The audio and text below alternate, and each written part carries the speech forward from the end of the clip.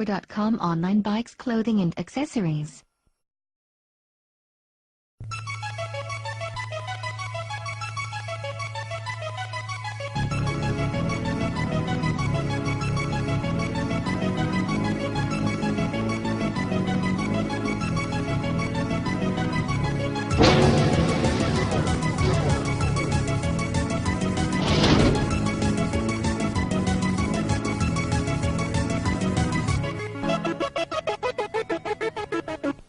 Welcome on board the Rich Planet Starship, broadcasting from somewhere high above the Earth. I'm Richard D. Hall, and I'm going to start things off with a comment on previous week's news. The mainstream media are continuing to put out stories about foxes attacking babies and young children. A few weeks ago, I saw on the front page of the Daily Mail the picture of a fox at night climbing over a garden fence where allegedly a child had previously been attacked by a fox. Why this sudden massive increase in evil fox stories? Are foxes really out of control, as our newspapers seem to suggest? It is our view that those in the establishment who wish to re-legalise hunting foxes with dogs are putting these stories on the front pages in order to sway opinion, so that at some point in the near future, when they put forward their proposed change to the law, people are more likely to accept hunting with dogs. These stories are nothing more than a psyops operation. I have no way of knowing whether the stories are genuine. Perhaps they are. But none of them warrant the headlines in the news, British national newspapers, and on BBC main television news. We here on the Starship object to the programming of the public through a controlled British media. If we see in the coming months the government tabling the bringing back of fox hunting, you heard it here first. Kenny McCaskill, who made the decision to release the Lockerbie bomber, has rejected a plea to attend a US Senate hearing.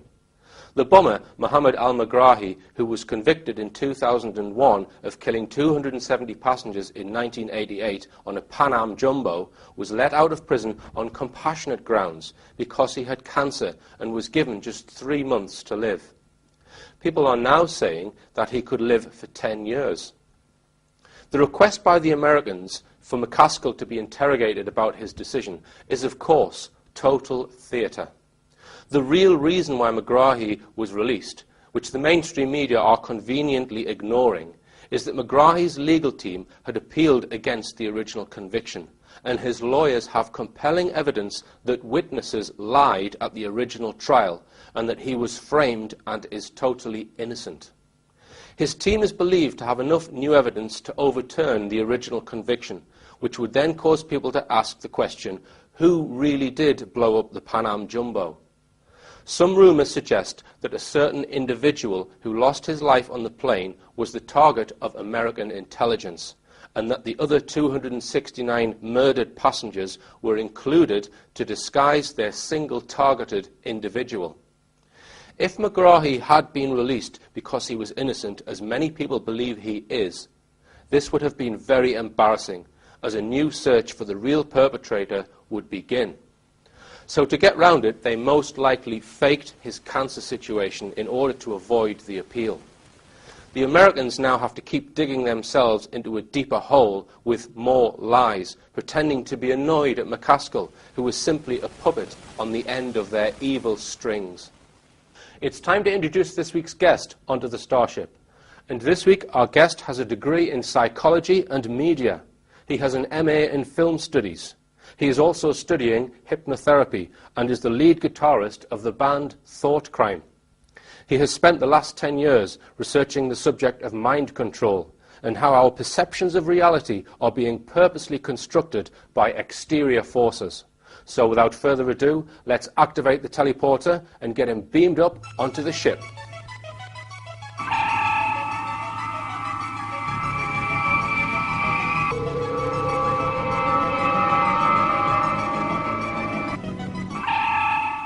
It's Neil Saunders. Hello. Welcome on the Starship, Neil. Thank you very much. Did you enjoy the trip? Oh, very much so, yes. Good. Now, we're here to talk about a subject which I'm fascinated by, that of mind control. Yes. And we've been discussing it, obviously beforehand, and it's it is a huge subject, Oh isn't yeah, it? it's vast, absolutely vast. So could you start by telling us sort of when would, you know, sort of modern mind control, when did that all start? Well, I mean, even that is sort of mired in mystery itself. I mean, officially MK Ultra, which is the American mind control project for sort of mind-controlled assassins and Manchurian candidates and things like that. That's MK Ultra. So why is it called MK Ultra? Well, this is where the twist comes in, because the MK comes from a German word for mind control. Right. Now, mind and control, and essentially, MK Ultra started under Sidney Gottlieb in 1953. However, basically, it used a lot of techniques that were already in use by Nazis in Auschwitz, Josef Mengele, and such like that. Mm-hmm. The sort of British arm of mind control would be the Tavistock Institute of Human Relations, which is ostensibly it's a charity organisation funded by Rockefeller, among other people, that deals with crowd control, applying psychological techniques to society, and you know, how to deal with mass brainwashing, essentially. Mm-hmm. That started in 1921, and in 1932 the directorship was taken over by a gentleman called Kurt Lewin, who was a German psychiatrist, and later he was taken over to America to start the OSS, which was the precursor to the CIA. Right. A lot of the techniques were using sort of Operation Paperclip Nazi officers that were brought over to America. This was after the war. This was after the war, but obviously this was yep. before 1953. So you could assume that basically the official start date of 1953 was probably not. It was probably going on a lot of time before that. Right. In fact, if you wanted to research the Egyptian Book of the Dead, there's passages in there that talk about trauma-induced dissociation, using potions to induce comas and spells or hypnotic trance styles to, you know, enslave people and essentially make them mind controlled. Now, the Americans are believed to have used mind control to do with the Korean War. Well, MK Ultra was a response, officially, it was a response to Korean and Chinese mind control techniques. There was about 7,000 prisoners of war, American prisoners of war during the Korean War, and about 95% of them made full confessions to basically whatever charges were brought against them. Right. So is this American prisoners or Korean? This is American prisoners. American prisoners. And officially, in 1953, MK Ultra started to try and counteract these Korean brainwashing techniques. Right. There was psychiatrist Wolf and Hinkle sent a memo to Alan Dulles in 1953 explaining the Chinese and Korean methods of mind control. And essentially these were using isolation, sensory deprivation, putting people in stress positions so that they can't sleep, battering them with sound, and letting them know that there's no way of getting out of this without confessing to the crime that they're accused of. Mm-hmm. So is that what you would term stress-based trauma then? Or? Yeah, that is essentially stress-based trauma, but it's more using coercive methods and people's wants to be part of a greater whole. What they would do in the Chinese methods, they would put the prisoners in a cell with several rabid pro-communists who would hate any deviation from the sort of state mandate, and they would let him know with violence and with psychological threats. And essentially, after so many weeks of this, your character becomes moulded to fit the society that you're in. The thing about the Chinese and Korean is that they used no artificial means. It was all to do with human weakness and coercion. Okay. Now, with people like Mengele in World War II, he was a Nazi who, I believe, went to Argentina after the war. Yes, yeah. And his techniques were somewhat more sinister. Well, basically, he used trauma bonding or trauma. It works like this. If you've ever been in a car crash or you've ever had severe depression or anything like that, you'll find that sometimes you won't remember it. If you were in a car incident, I remember the car swimming out in front of us, and I remember waking up. Mm-hmm. And what your brain does is it closes off certain parts so that you don't have to relive that trauma again and again and again. Mm-hmm. Now, if you sort of understand how the brain works, you can manipulate this and you can use it to your own means. And what trauma-based mind control is shattering the mind through trauma, making it dissociate into separate compartments like a honeycomb. Mm-hmm. Now, what you can do is you can basically implant a personality, or make it seem that each of these compartments is a separate personality, completely separate and unaware of the others. And by that you can cause dissociative identity disorder and basically, shatter people. So Mengele, would you say he was one of the ones who started the trauma-based? He was certainly, He worked with twins a lot, didn't he? Well, tell us about that. Why did he need to use twins? Well, I mean, a lot of people would think that it was to do with genetics and things like that, and it certainly was, but it's a way of using a double-blind test. You've essentially got the same genetic material and you can try the same things out against people. Also, basically, twins have got a very, very, very tight connection, and what he would often do is make twins kill their sibling in front of him, really? and yeah, absolutely. And again, this would cause dissociation. Yeah. What's really strange about Joseph Mengele is that he was so successful that he introduced this thing called trauma bonding, which is like a sort of Stockholm syndrome. Many, many years later, even today, survivors of his horrendous techniques will refer to him as Beautiful Joseph. They won't hear a word against him. They think of him as their saviour. And did he use any medical techniques, do you know? Yeah, well, he was experimenting with, drugs, barbiturate-induced comas.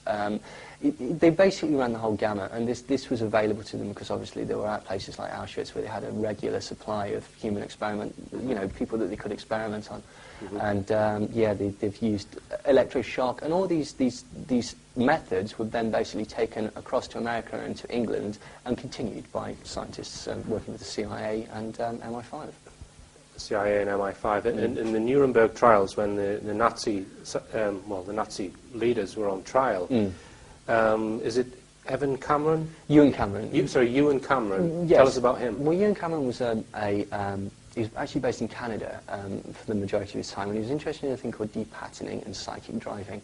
Essentially, he sat on the board for the tribunal for Nuremberg, prosecuting the German Nazis, doctors, yeah. yes, for their human experimentation, whilst at the same time carrying out exactly the same experiments. What he essentially did was, as we know with Operation Paperclip, a lot of German scientists were moved back to America anyway, and their research was just carried on. And he was, it's highly hypocritical that Ewan Cameron was doing exactly the same things to patients, unknowing patients, members of the public, that he was prosecuting Nazis for. So the CIA got some of their early techniques from the Nazis. Oh, totally, absolutely. Most of it was based. I mean, they tended to, when it was started in 1953 under the technical service staff with Sidney Gottlieb, they tended to use more LSD at the beginning. Right. They found that LSD was a very, very sort of useful drug for this sort of thing. Well, the Nazis didn't use LSD then? Not as heavily as the CIA. They were more interested in certain other techniques. But under Sidney Gottlieb, they were dosing up lots of people. Notably, Whitey Bulger, the mob boss, he was part of MK Ultra, and he complained about hallucinations, voices in his head, nightmares for years afterwards. That he was personally dosed up by Sidney Gottlieb. So what would be the CIA's ultimate reason for looking at LSD? Why does the CIA need mind control and LSD? What are they ultimately trying to achieve? Well, I mean, officially when it was started, it was for things like double agents, truth serums, poisons, and things like that. But also you could use it for hypno-programming, like basically dropping a large amount of information into people's brains and using them as unwitting human computers, spies, essentially.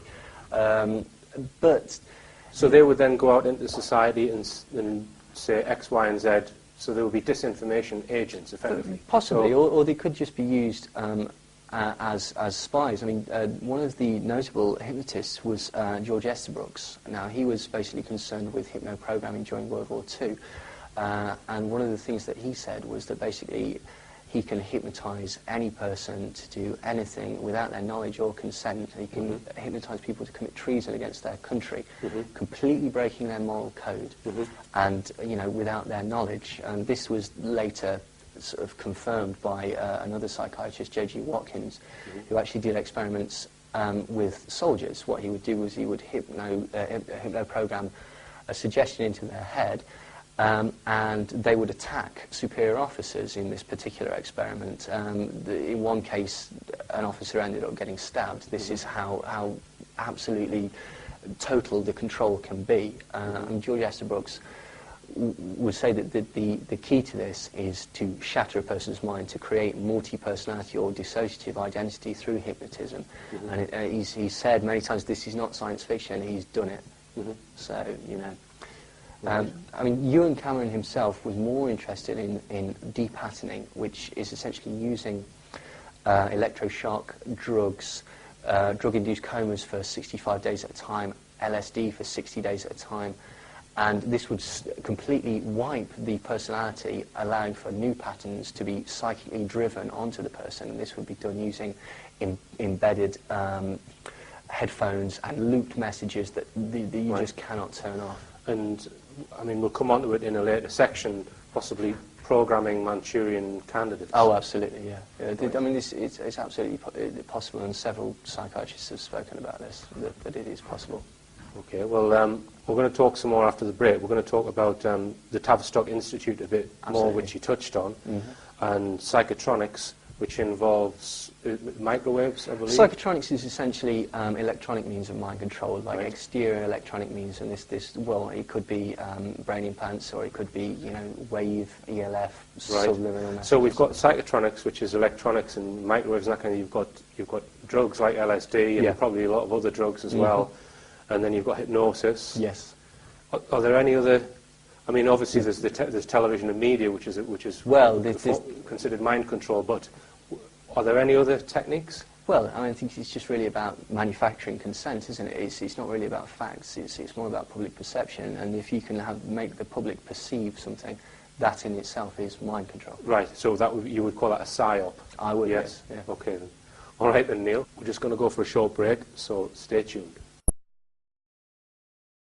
The Rich Planet Starship is sponsored by Geared4.com online bikes, clothing and accessories.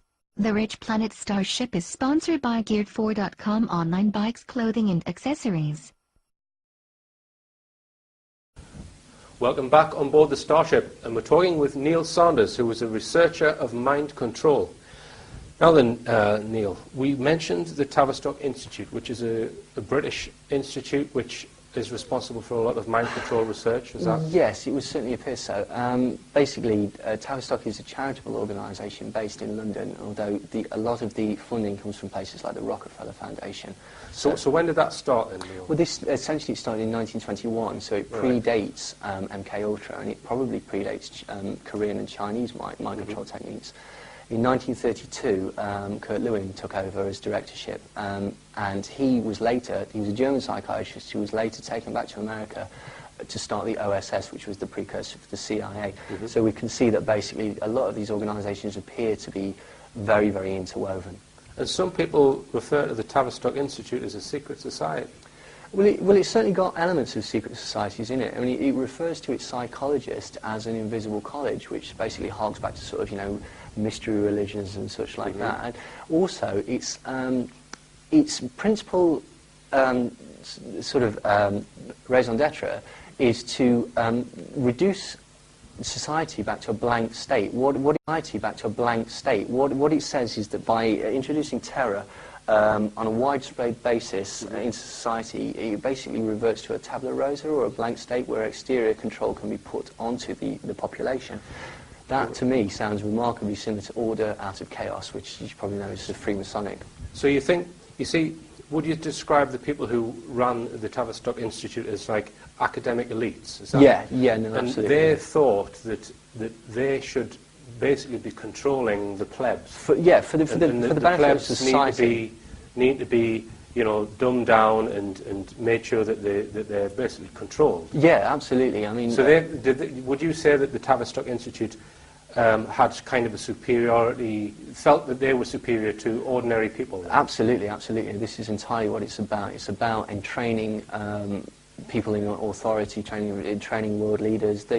So they were involved in actually training up-and-coming leaders in psychological techniques. Absolutely, as well. And applying psychological techniques to society. I mean, essentially, it is using fear to shock people into submission and desensitize them and destabilize them.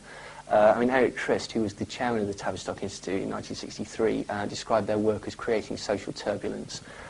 Basically, he said that this will desensitize and destabilize the society. It will lower its ability to critically analyze, and it will mean that basically anybody or whoever should wish to could impose their worldview on the society.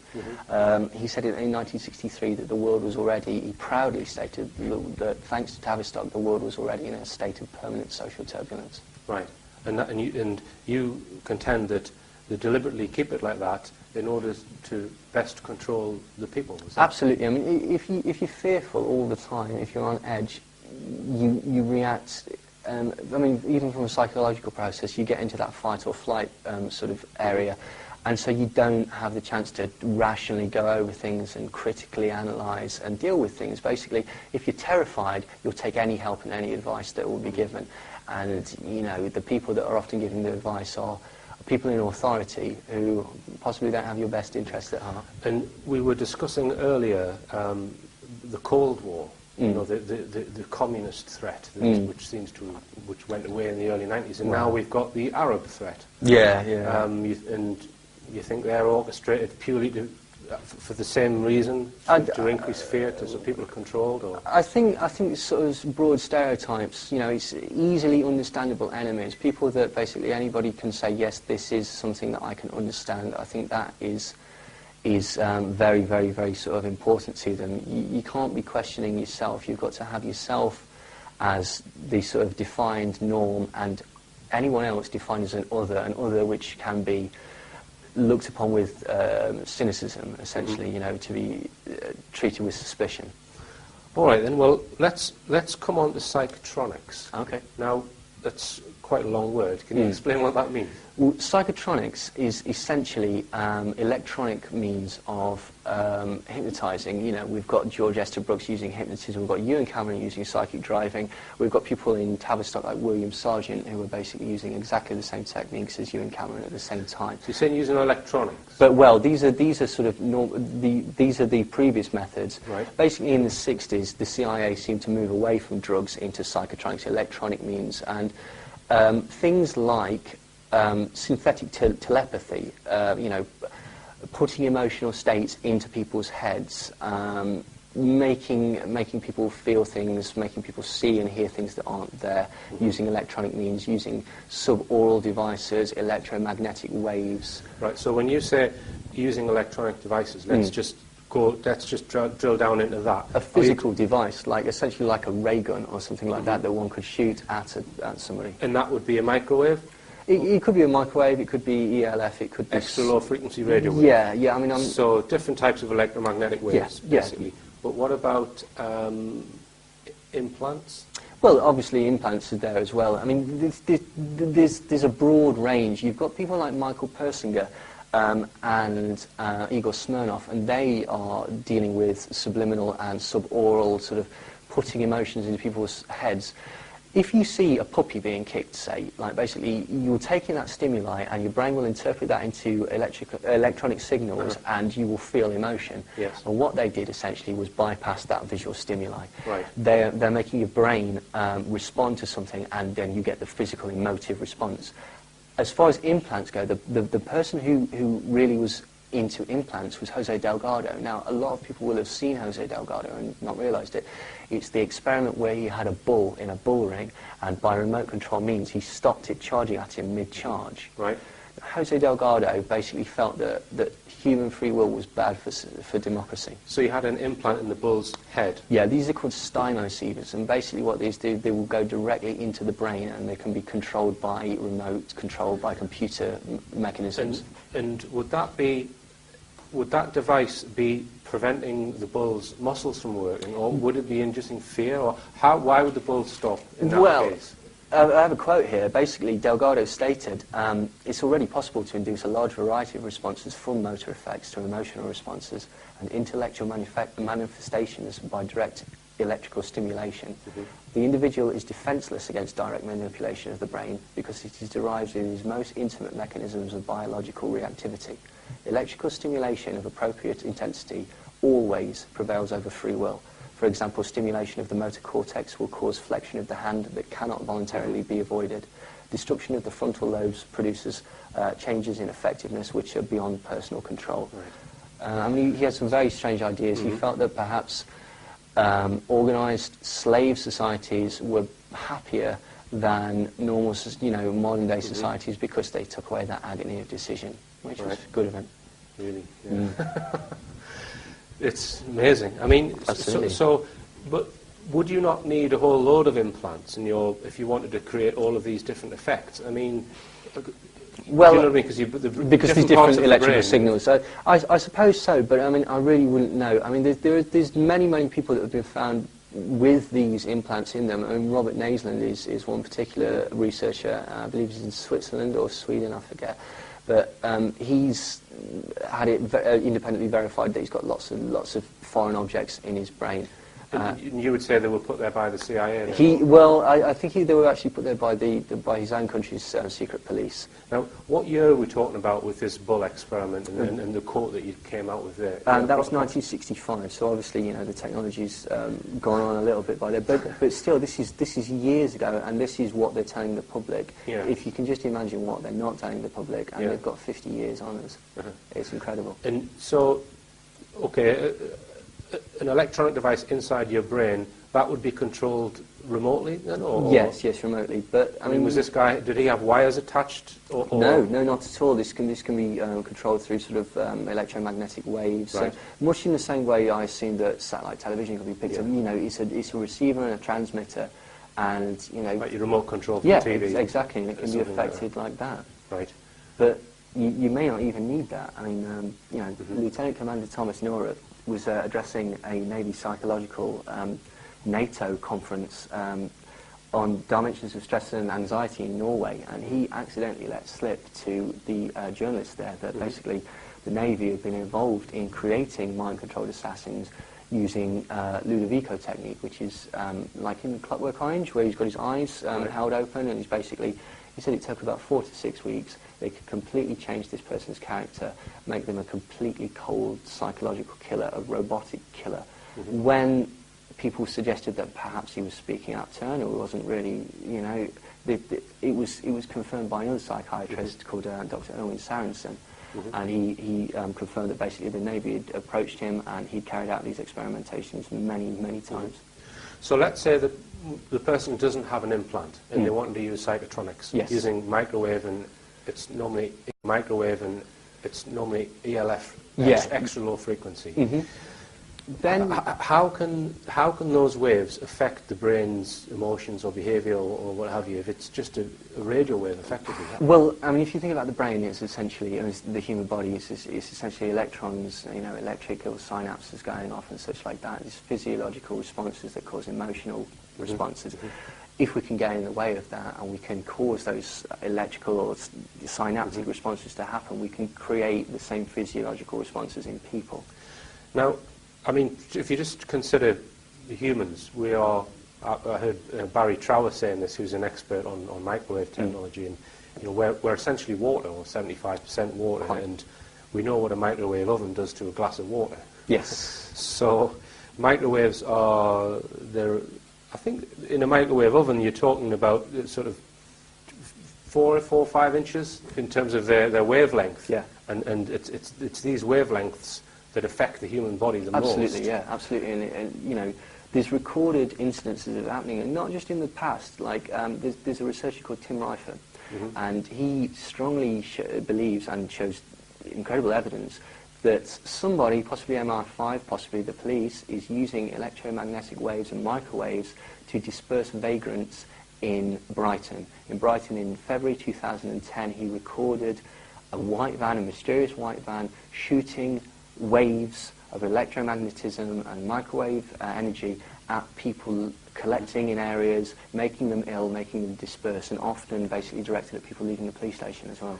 Now, have we not had that at Greenham Common? Absolutely, we had it at Greenham Common. And again, it's not officially admitted to, but basically they had a system of security in there that it was electromagnetic wave patterns and such like that. People were becoming ill at the same time. People were having circulatory problems. Might that not be an audio type of weapon? Absolutely, it could well be. But, Well, you would say that they've got microwave crowd dispersal type technology? Yes, because basically a lot of the people were coming up with symptoms that were completely... In medical books, if you looked at radiation poisoning, this is what people were getting. They were getting bleeding out of their eyes, they were getting headaches. A lot of people later developed cancers and sadly died. Yes, because, I mean, this is, I believe, one of the side effects of microwaves, that it can cause cancer. Well, it's known that it can, because in 1953, the Russians were bombarding the US embassy in Moscow with microwave energy. The American government actually knew about this, but they didn't let the employees know about this. And I believe it was Ambassador Stossel developed lymphoma, bleeding eyes, and eventually died. Now, what happened was, rather than sort of stop this, the Americans used it to conduct their own experiments, see what would happen to people, and then they continued this experimentation back in America under Dr. Ross Addy, for one. And there's a possible incident in one of the Iraq wars. Yes. This has been talked about in a number of areas.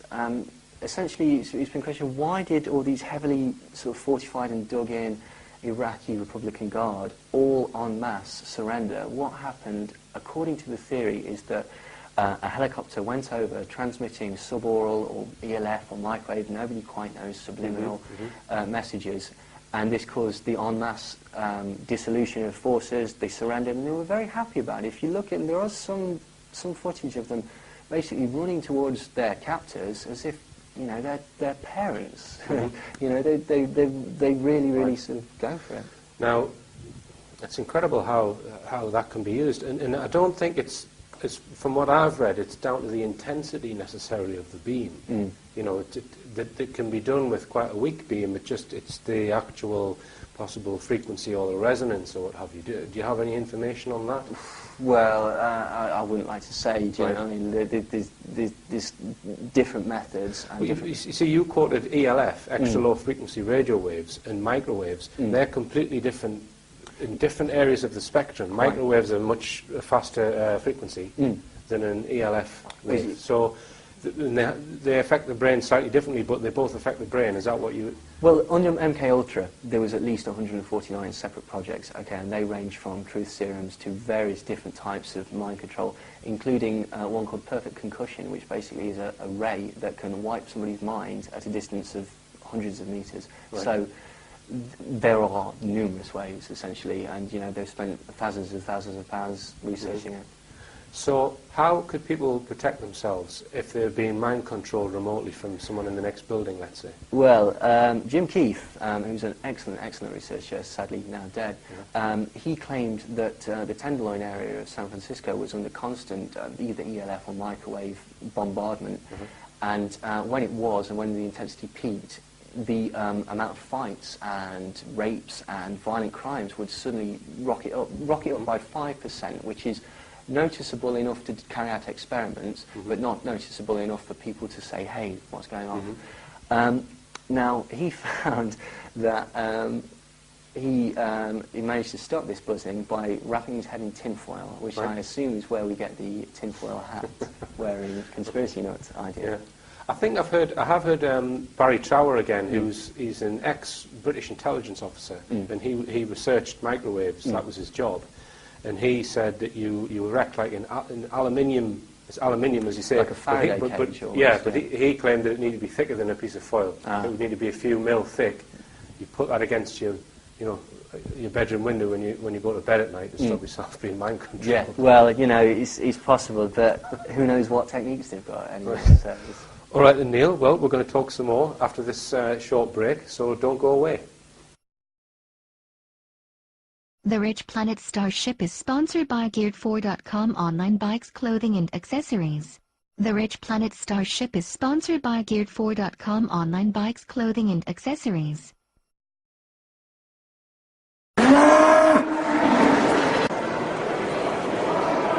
It's the 4th of March and we've come along to Hexham livestock market where they sell cows and sheep and that kind of thing.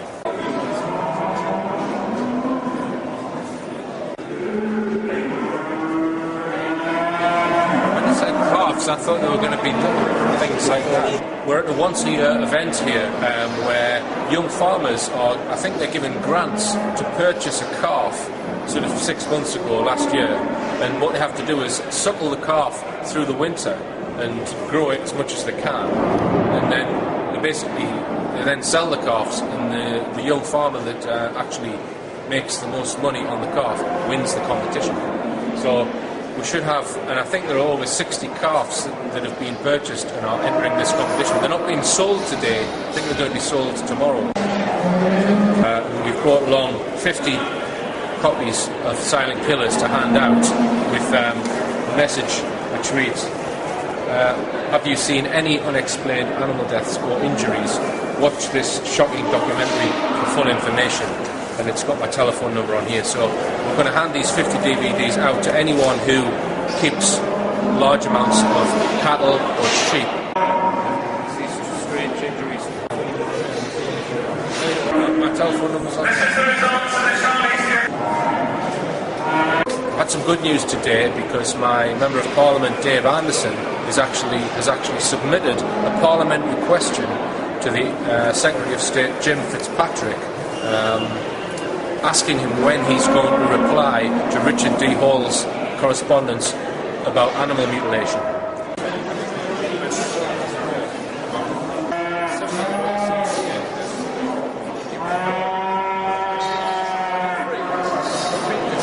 My telephone number's on.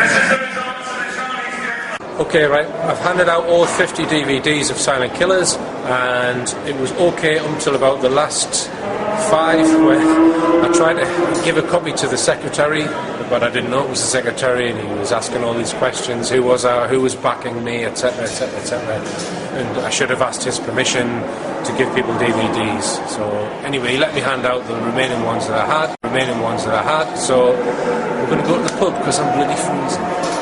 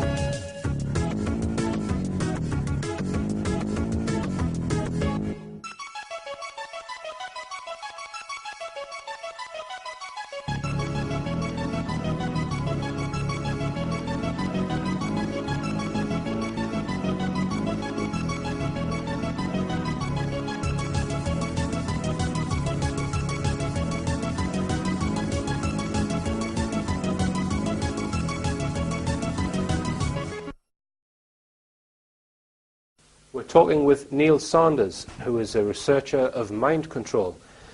Now then, Neil, we were talking about the use of electronic equipment in mind control, and there's a guy called Michael Persinger, who in the 60s worked on the MK Ultra projects, and you know, a lot of people might not believe this, but he developed a God helmet. Yes, well, basically, I mean, this has been independently verified by a lot of, you know, curious, sceptical scientists, and what he was able to do was make a physical helmet that basically made people feel as though they were talking to God. It was a simulation of a religious experience, and it's never really been explained in sort of mainstream media why he was doing this. Obviously, the applications through mind control are quite strong. If you've got God telling you what to do, it's fairly difficult to disagree with him. So yeah, you can understand why they might want that equipment. If they were going to try and get someone to believe that they're getting the message from a higher power, then that's a way of controlling someone, I suppose. It's very, very persuasive, I would have thought. Yeah, I mean, Persinger was also involved in directly putting emotional states into people's heads. You know, like we discussed earlier, making people feel white-hot rage, making people feel completely disconsolate and just breaking down. And you know, he could do this. The God helmet was actually physically put on somebody. These other techniques could be used at distance. At distance? Yeah, and I believe they used electronic or microwave type energies. And so, are there any people who've actually reported being experimented on with this God helmet? I mean, what do they say? Do they feel anything? Do they actually... Yeah, as far as I know, the God helmet is, I mean, the God helmet's not really sort of not talked about. That's something that he's sort of quite happy to show to sort of, you know, people in New Scientist magazine, this sort of thing, and people have been there and said, yeah, no, it is strange. It feels like, you know, I feel separated, I feel dissociated, I feel like I'm floating, and I feel like I can hear a voice and such like that. But yeah, lots of, you know. But you would say that other than the God helmet, they've got technology which is way in advance of that, and absolutely far more sophisticated, perhaps. Yeah, I think the God helmet really is more of a sideshow. You know, it's just a way of saying, look, this is what we've actually been doing all this time. We're trying to prove that religious experiences are psychological processes or something like that, and it's not really, is it? It's used for sort of exploiting these religious experiences. You know, there's many other people that were involved in that. You may have seen the film The Men Who Stare at Goats. Right. Oliver Lowry was the psychiatrist involved in that, and again, he was basically talking about. He's not mentioned in the film; he's mentioned in the book, but he's talking about again transferring emotional states, making people do things that you know they wouldn't normally do. So was that film basically discrediting people who say that mind control is what they were up to then, or yeah, I mean, what do you think the overall purpose of that film was? I think it's there to yeah, it's a disinfo. Disinformation. Yeah, I think disinfo, and it's just sort of, you know, smooth it off and make it's just silly, crazy, wacky old experiments by whacked out hippie soldiers and stuff like that. Not really to be taken seriously. Not really to be worried about or anything like that. It's just you know, something that we tried in our crazy heyday or whatever. But you would contend that it's still being mind control and possibly remote viewing is practiced today in all seriousness by the CIA and others. Definitely, definitely. I mean, and that film would be just to sort of dispel people's interest in it. We're not interested in that. This is just silly. This was a silly aside that we were using, and it's not the case. I mean, Igor Smirnov, who's often called the father of psychotronics, basically his Smirnov patent was bought by Scitech, and Scitech is a remote viewing organisation run by Ingo Swann, Ed Dames, and Colonel B. Alexander. Just for those who don't know what remote viewing is, Neil, I'll try and describe it briefly. It's the ability to come out of your body to somewhere else and gain information of another part of the world or what have you. Some people say that it's the same as an out-of-body experience. Yeah, like transcendental meditation. Right. That sort of thing. And are you convinced that that works? I'm convinced that it has worked in the past, and I'm convinced that basically the American government has put millions of dollars into researching it, and you don't put millions of dollars into researching something unless you expect to get some results. I mean, it's actually discussed in the very good book Psy-Spies by Jim Marrs. He documents a lot of the documented experiments that they carried out. Basically, they got into a psychic war with Russians. The Russians were doing exactly the same sorts of experiments, and often you would get two psychic spies wandering around in the psychic plane, able to see each other and stuff like that, completely, you know, dissociated from their body. It's quite hard to believe. I mean, I'm not. You see, remote viewing. I don't. I'm open-minded, as you have to be. But I'm not convinced by remote viewing. But perhaps I haven't read, you know, the books that you've got on display here. Maybe I need to. I mean, but you seem convinced that remote viewing works. Then. Well, it doesn't seem that dissimilar to me from, as I say, transcendental meditation, which, you know, can be practiced, and also things like near-death experiences, and like you were saying, out-of-body experiences. I know people that have had out-of-body experiences, and you know, these can be. Can be made to happen. So, you know, there's definitely something into it. Otherwise, they wouldn't continue. The organisation Scitech wouldn't exist anymore, and it does. Yes, and Colonel John Alexander, who was involved, I believe I heard him on a radio station say that he thought Men Who Stare at Goats was 95% hokum. Well, it probably is, but that 5% is the bit that you've got to look at. It's the 5%, which is there's truth in that. Yeah, and I think that's the thing about John B. Alexander, is that it shows that these aren't just scientific experimentations. They have got military applications. The military are very, very interested in these things, and they continue to fund them, and they continue to research them. And you've got to question, why would they be doing this unless there was some sort of tangible result? And more recently, the chap called Michael Aquino, tell us about him, because he's heavily involved in the NSA, the National Security Agency. Well, Michael Aquino, a lot of people may know him as the leader of the Temple of Set, which was, a satanic offset. SET. SET, Set, the Egyptian god of the dead. Basically, it's an offshoot from the Church of Satan, started in San Francisco by Xander LaVey. It is a satanic cult. It is, he is the leader of it. He's also a military general. He's the highest-ranked military officer in the NSA. And he's still serving now? Oh, yeah. Right, yeah. And he's also the head of the Church of... The Temple of Set. The Temple of Set, okay. Yes, well, he wrote a paper called From Psyop to Mind War, which basically talks about using psychological operations as a means of mass mind control, which is basically, coercing the populace through fear and things like that.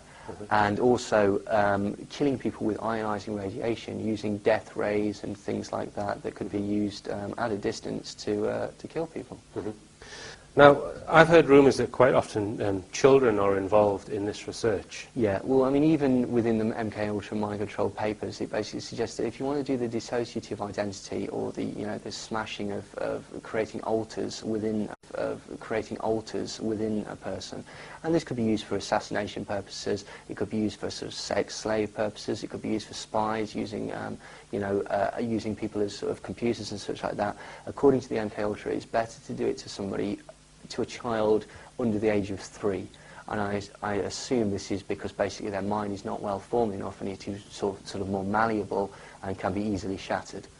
Right, but once you've done that to the child, was then the ultimate purpose of that? Just research, then, or would the child then be used for something? It really depends on who you believe. I mean, if you believe people like Cathy O'Brien, for example, basically she would say that these people are then used for. I mean, the children themselves are used in child prostitution rings, and to make money and to transport drugs. Also, basically to use for blackmail against politicians, senators, people like that. We've got you involved in our little thing, but we've filmed you now, so there's nothing you can do about it. Yes. And basically used throughout their lives. I think that the point of making an alter out of a child is that you've got literally a blank state that you can then continually abuse, traumatise. And I mean, I've reported on the Holly Gregg case, where she's been abused by people from the, in the elite or the establishment, as you would call it. Yes. And possibly there's paedophilia going on in some of these groups. But we're not here to talk about that today. But I mean, the Cathy O'Brien that you mentioned, I mean, her story is just phenomenal if you believe everything that she says. That she was a White House sex slave, and she's had sex with all of these top people that we all see on TV. And, she seems very plausible to me. Yeah, she certainly believes it. I mean, but the thing, that's not that much of an isolated case. The CIA have been instrumental in creating cults, basically for that very purpose. I mean, even Michael Aquino was caught up in it. Essentially, the Temple of Set collected at the Presidio in America, the army, the military base, and there was a daycare centre there. Now, many of the children, I believe it's 65, I could be wrong about that, 65 of the children claimed that they were being used in satanic rituals and being made to perform sex acts on people, including Michael Aquino. He was actually acquitted of this, so, for legal purposes, nothing happened to him. However, a lot of these children ended up with, similar to Holly Gregg, with venereal diseases, gonorrhea, things like this, which is not really expected of toddlers. But it's interesting to note that this man, he's involved with the Temple of Set, which is, a high satanic occultic organisation. It's got connections to the Church of Satan, and then obviously through that you could suggest that he's got connections to the process, Scientology, etc., etc., etc. He's also involved with military applications of mind control software and technology, mind controlling individual subjects, and mass mind control of populace. It all seems to tie together.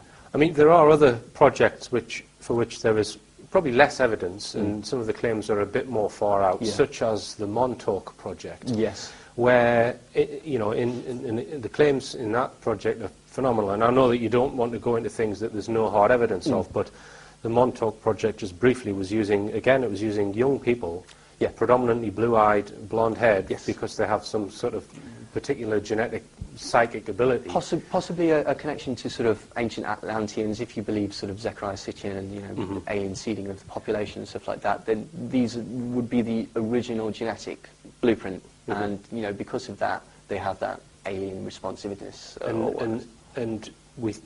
Allegedly in the Montauk project, they were trying to basically record emotions psychologically on computers and then transmit them via that big transmitter to create fear in an enemy, or, as we discussed earlier, make an enemy surrender. Yes. And the interfacing technology that read the minds of whoever they were experimenting with possibly came from alien technology. Yeah. I mean, this is the rumour. Well, I mean, the thing about the Montauk thing is that there's established things that did actually happen there in the Montauk town and stuff like that. Animals going crazy, running into certain directions, all of them en masse and stuff like that. I would, very much believe that perhaps back-engineered alien technology is used. I mean, if we look at it's all Nazi, isn't it? A lot of it's Nazi, and if we look at the sort of claims about Nazi involvement was with aliens, the Hannibal, flying saucers, the Foo Fighters, the possible connection to the Greys, the bases in Antarctica. If that has any credence at all, then it's not a massive stretch to connect back-engineered alien technologies to mind control. Okay then, Neil. Well, that's all we've got time for this programme, but we are going to have you back on the Starship soon for another programme where we're going to discuss the media's involvement in mind control. Yes. Which is very extensive. Yes. But thank you very much indeed for coming on board, Neil. It's fascinating talking to you. And thank you very much. I'm really looking forward to the next discussion that we're going to have. Me too. Okay. Sounds great. Well, thank you. And it just remains for me to say, keep your eyes on the skies and your feet on the ground, and tell all your friends about this show.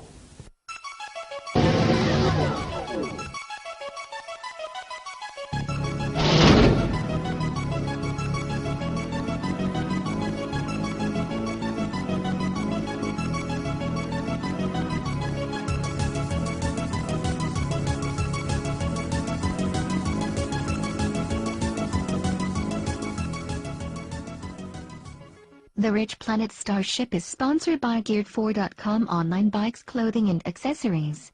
The Rich Planet Starship is sponsored by Geared4.com online bikes, clothing and accessories.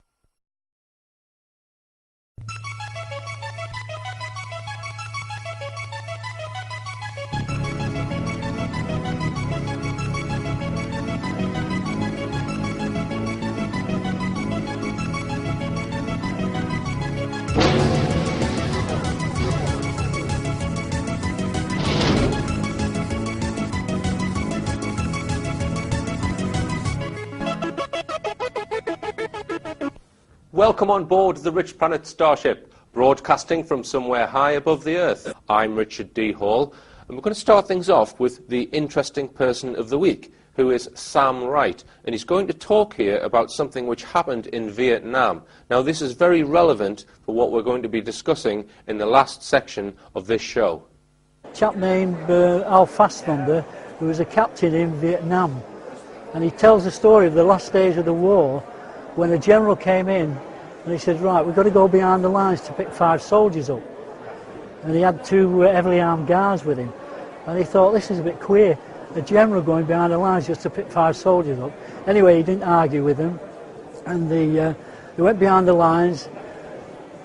They landed at this place about 200 yards from the actual jungle itself, and they seen these soldiers. They were in disguise sort of thing, they're all black, and he called them over, you know, and they came walking towards him. They got within about 10 yards, and he said to these 2 guards, fire, and they shot them dead. He said, I went berserk, why did you shoot these soldiers dead? He said, there's a reason. So he said to the guards, turn them on the back and wash the faces. So he turned them on the back and washed the faces, and he called them over. He said, look, they were clones. He said they had 20 clones in Vietnam in the last few weeks of the war, and they went in groups of 5, and the first 15 had been killed within a few days, and these 5 were the only survivors. And he said he couldn't take them back because they have implants in the head, and all they taught is to kill. They killed men, women and children, animals. That's all they did. So they actually killed them there and buried them. Fascinating account there from Sam Wright. This week's guest joins me for a second time on board the Starship. He has spent the last 10 years researching a much unpublicised subject which affects everyone's lives in a way that most people are not aware of, that of mind control. So without further ado, let's activate the teleporter and get him beamed up onto the ship.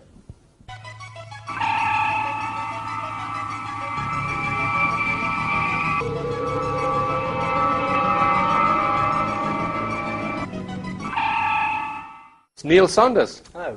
Welcome back, Neil. Thank you very much.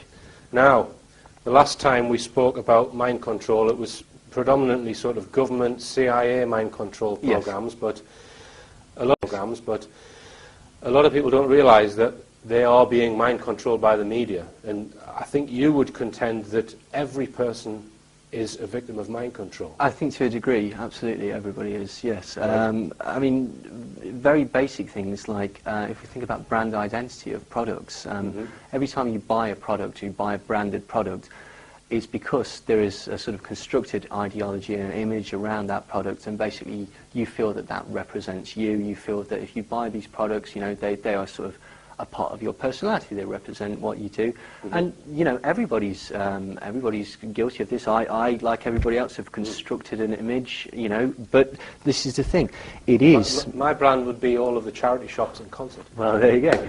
But you know, again, well, even with that, you know, Yeah. you're the person that rejects brand identity. So therefore, you're defining oneself by. The fact that I'm rejecting it. Yeah, exactly. So I am mind controlled. Sadly. But, you know, I mean, this is the thing, at least nobody's fault, because basically thousands and thousands and millions of pounds have gone into doing this. Adverts attack people at a subliminal level. You know, they play on people's herd instincts. When you buy into a brand identity like iPhone, say, for example, look at the recent cult of iPhone. You're buying into a larger concept, you're buying into the ideology, and you're basically buying a piece of that dream. I think it becomes dangerous when basically people start to associate this far too much with themselves, and you get shells of people covered in talismans, essentially. And it was, again, Talismans? Well, talismans that representational symbols of who they are. You know, I'm this because I wear these trainers, I wear this watch, I wear this, I have this hairstyle. It defines you, and that, again, that's perfectly fine, so long as you realise that these aren't the authentic you. These are merely stickers, essentially. You know, these are things that are put there to garnish you, and again, it can be perfectly healthy, but unfortunately, a lot of the time people they try and fill the hole in their psyche with products. They feel that basically if I buy this product I will feel happy.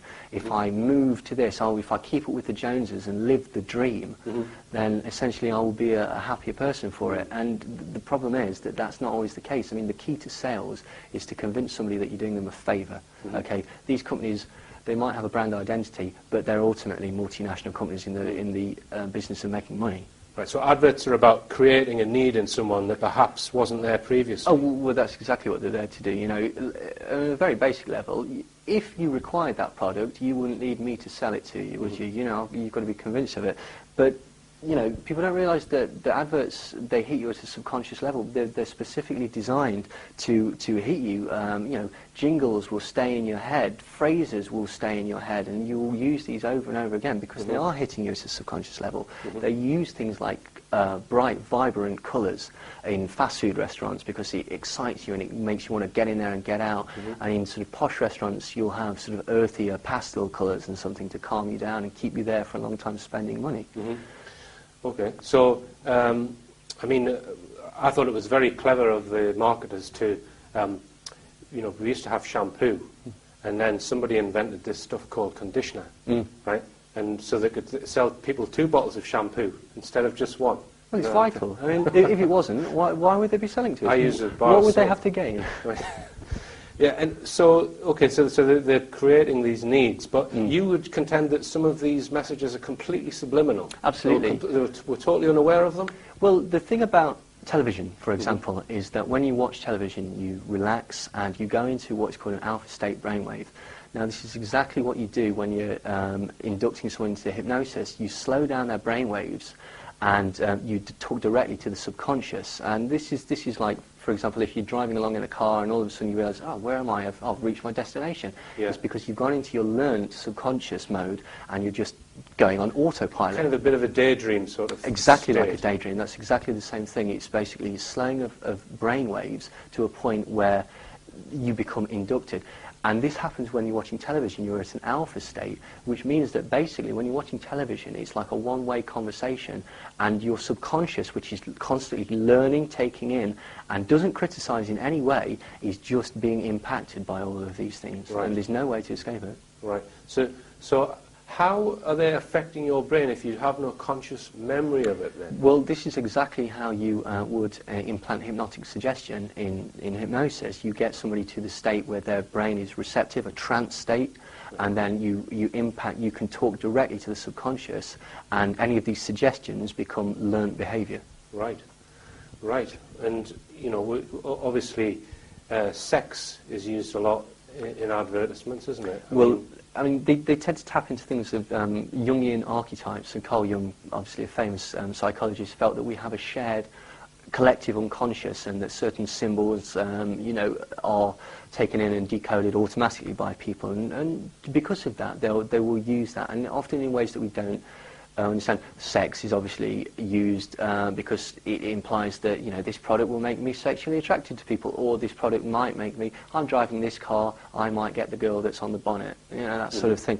But also they'll show things like babies to appeal to a maternal instinct.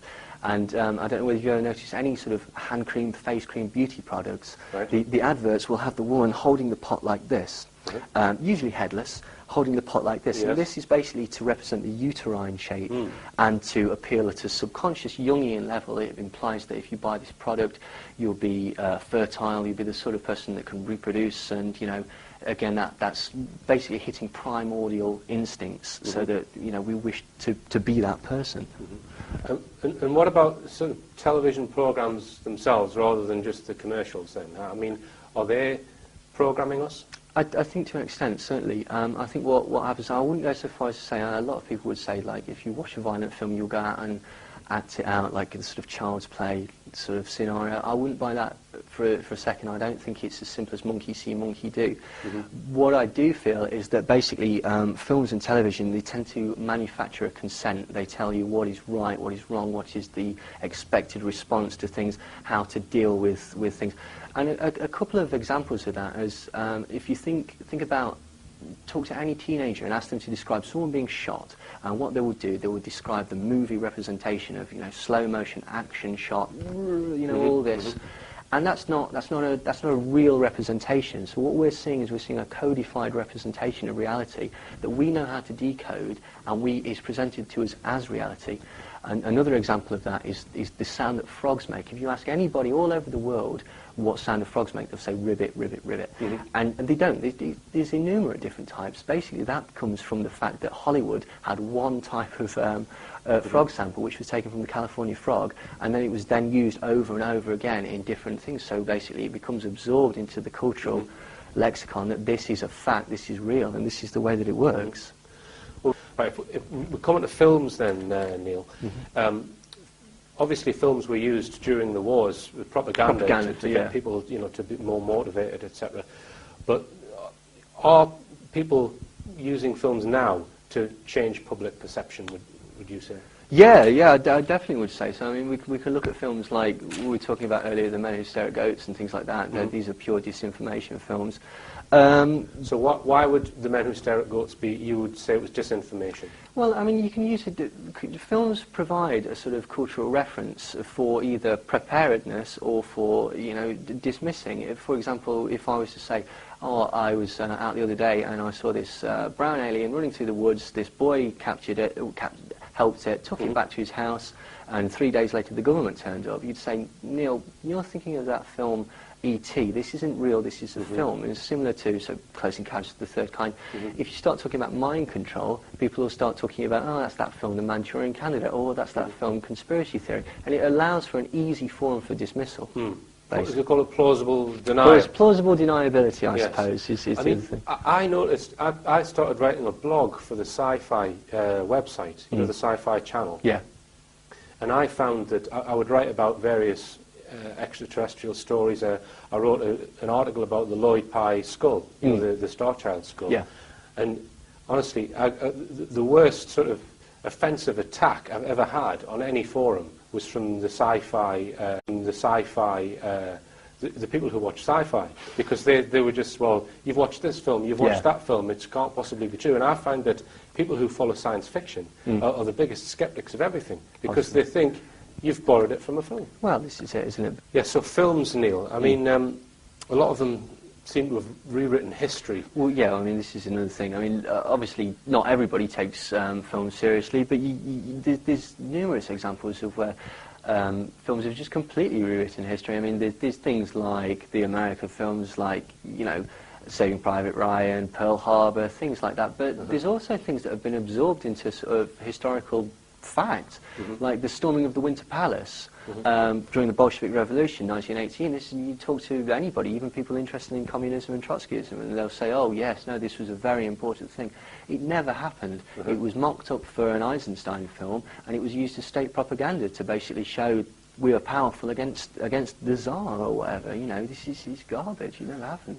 You were telling me earlier that if any film portrays military hardware, it has to get permission. Is that? Well, if you want to use military equipment, if you want to use an American aircraft carrier, tank, whatever, the people who provide that, the American military, they will get a final rewrite of the script. So they're basically not going to allow you to do anything that that portrays them in a negative light. And this is all documented in a book called Operation Hollywood. Right. You know, many films have basically had the scripts, characters, plots completely rewritten to sort of, you know, formulate to the military propaganda, which makes you think how much of a say did they get about it, and especially when you're thinking about sort of war films, films like Executive Decision and True Lies and things like that. In the 90s we saw a distinct shift from Russians as enemies to fundamentalist Arabs as enemies, and one could argue that basically this is just talking about the wider concerns of the world, but I'd say that this is basically reinforcing stereotypes. This is, you know, preparing people and saying, look, this is a bad guy, we can tell. For a short period, the bad guy was always a European or an English guy with an accent who's an intellectual, and you'd have to question things like, why would an American audience want to consider intellectual Europeans as an enemy? But it was like what you said earlier about fear, about creating fear. Absolutely. And that in order to control a society, you know, there has to be an enemy image. Yes. And now it's the Islamic terrorist. Yeah, I mean, and, you know, as we've seen, well, presented on this show, that we believe that a lot of these alleged terrorist attacks are in fact false flag events. And, you know, because they're trying to create an enemy image. You could even go so far as to say that people understood and could decode 9/11, because if 9/11 was a film, right, the narrative doesn't make sense, the plot is rubbish, there's holes all over the place, it doesn't make sense, it's basic, but for a sort of person sat there who's not going to critically analyse it, it's fine. We've got a start, we've got a stop, we've got a reason, we've got evidence, we've got a neat conclusion, and that's fine. I can then package that psychologically away and go, fine, that's it. This is why it happened. This is what's going to happen because of it. And, you know, it played out like a film. All right then, Neil. Well, we're going to go for a short break, and in the second and third parts, we will talk about LSD. Don't go away. The Rich Planet Starship is sponsored by Geared4.com online bikes, clothing and accessories. The Rich Planet Starship is sponsored by Geared4.com online bikes, clothing and accessories. Welcome back on board the Starship, and we're talking with Neil Saunders, who's a researcher of mind control. Now, we've been talking about the media and specifically how TV, film, adverts, etc. control people's minds and make them feel, you know, that they belong to a particular, you know, culture or what have you. So, you know, what would you say about, I mean, has it always been like this throughout history, or, you know, I mean, when has this started? Well, I think people plan it. You know, if you look at Edward Bernays, he's basically the father of public relations. He was the nephew of Freud, and if you want to get interested in marketing, advertising, public relations, you need to read Propaganda, which is by him. It's literally the Bible for public relations. And I'm paraphrasing here, but essentially he said that none of your thoughts are your own. Your minds are moulded and your tastes are suggested. All your ideas are formed by people that you've never met, that have agendas that you've got no idea about. Him and intellectuals like Walter Lippmann basically felt that, you know, for the sake of this progressive democracy, people are irrational and stupid, and they need to be contained using fear so that basically the society can continue. It's rather patronising, isn't it? Yeah. You know, that people in these positions think that they have to control. I mean, you know, how would society be different if these psychological controls were not making people all, you know, go to McDonald's or buy this brand or identify with that football team, or, you know, would the masses run amok and then cause a revolution? Or probably not, but it's much easier to control people. If you think of behavioural sciences, if you've got a stimuli and a response, we can tell that basically, you know, how people are going to do, and it's just much easier to control people. And I think to an extent, you get that people are being pigeonholed. Even alternative cultures are being marketed. I mean, you know, if you're a skateboarder or you're a punk or an emo or a goth, you know, because you've been out and bought these mass-produced products. Yeah. You basically have a sort of collective individualism. And the problem is that when you put yourself to an ideology like that, it's very difficult to get out of it. Aside from the fact that you're basically in a herd, and it's very difficult to stand up against the herd, it's difficult to criticise something that you love. If, for example, during the World Cup, it's difficult for some people to basically stand up and say, we're not very good, because we're in that mindset of this is our team, this is who we are loyal to, and this is basically what we would do. And the problem is that basically we've got a continuing reinforcement from the media, from all outlets of the media, that now, the time that we're living in now, is the best time ever. This is the zenith, this is the peak of civilization, and this is reinforced constantly through shows like Remember the 90s, and The Shameful Secrets of the 80s was another one. And basically what they're doing very subtly is they're saying, remember how naive we used to be, remember how easily fooled we used to be before now, because now we're the most media savvy that we can ever be. You've got your fingertips on all these little information nodes, and there's no way that you, an informed reader, could ever be fooled, because it wouldn't happen. Yeah. You get the incidents where people basically say, I'm completely informed. I read The Sun, the Daily Mail, and the Mirror. Yeah, yeah, they try to big up people and make them think that they can see through everything, Yeah. and that's one way of actually making sure that they don't see through everything. Yeah, it makes people feel secure, basically. Yeah. You know, and that's a criticism that's levelled against conspiracy theorists all the time. Oh no, you're just setting yourself up so that you're superior to people. You know what is up, what is down, what is left, what is right, and you're other from everybody else. That criticism uses exactly the same psychological process by criticising and saying there's no way that that could be real, because I know that this is up, this is down, this is left, this is right, and I'm far too informed to be tricked. In actual fact, if you look at the media outlets, there's probably about 4 or 5 different corporations that own the majority of 95% of the media, and they've got an agenda. They've got an agenda, and they've got people working for them that want to keep people occupied. We go back to Tavistock. Zbigniew Brzezinski, in his book The Technotronic Era, which basically came out from a 1968 Tavistock function, said that we need to control people by using mass sports events, mass visual events, you know, huge concerts, almost like sort of Roman Colosseums, you know, get the masses interested in this so that they don't start to critically analyse things, so that their character is lowered, so that, you know, everything that basically Get them watching Pop Idol and dancing on shite. Absolutely. I mean, that's a thing called the culture industry, which I really sort of feel is absolutely right. I mean, it came out of the Frankfurt School, which is Wilhelm Reich, and Adorno and Horkheimer. Basically, they wrote the culture industry, or enlightenment, as mass deception. And if I could just quote, they said, Sure. Popular culture is akin to a factory producing standardized cultural goods through film, radio and magazines to manipulate the masses into passivity.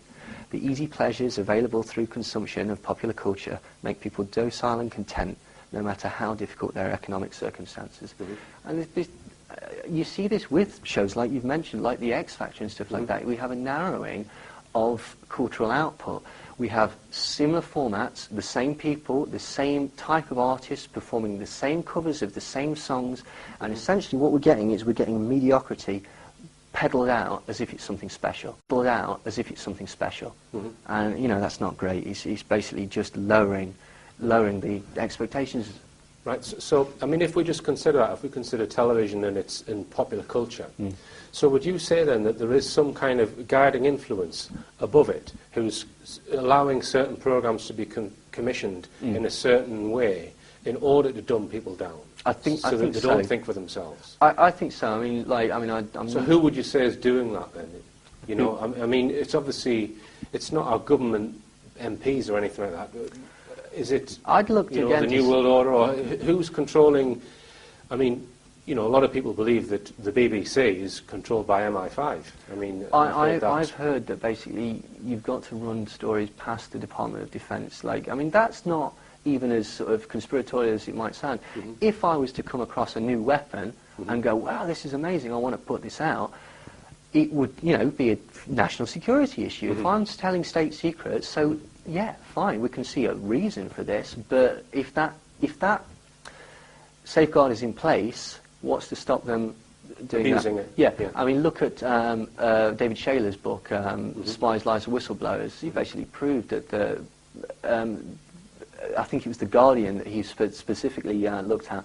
They employ MI5 and soft journalists that will basically you know, highlight the things that they want to be highlighted and not talk about the things they don't. I believe Jon Snow, he was asked to become an MI5 agent, and I believe he refused, which is why the information got out to try to recruit, you know, Jon Snow, one of the, you know, the top news broadcaster. Yeah. It then makes me think, well, how many other, because if they were going to, say, indoctrinate Jon Snow in MI5 to manipulate the news and perhaps feed things back, it would be no use just recruiting Jon Snow. No. They would surely they would ask Jeremy Paxman, David Dimbleby, all these kind of people. And I often wonder about, you know, the people who are the sort of, you know, the figureheads of the news. Yeah. How many of them, you know, are being manipulated? Well, if you were to believe that there was a conspiracy, you can't believe that they would let people who were dangerous to this conspiracy on the television. Of course they wouldn't.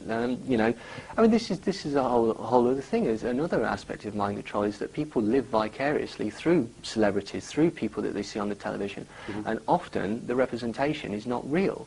You know, it's either a complete manufacture or it's marketed well.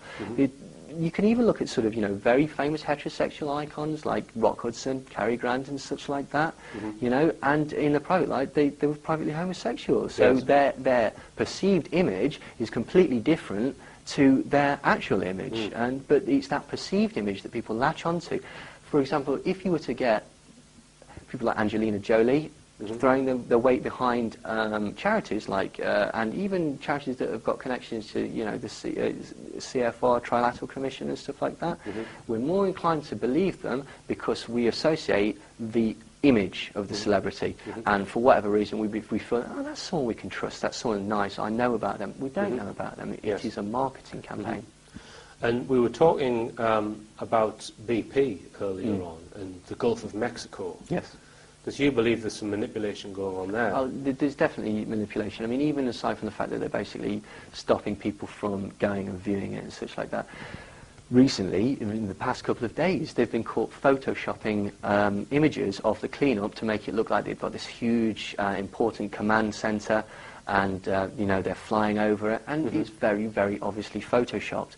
The thing is that nobody's looking at that. That's not being discussed in the news. What is being discussed in the news is that Lindsay Lohan's gone to prison, which is obviously far, far more important. And if you're not interested in Lindsay Lohan, Mel Gibson's being a racist.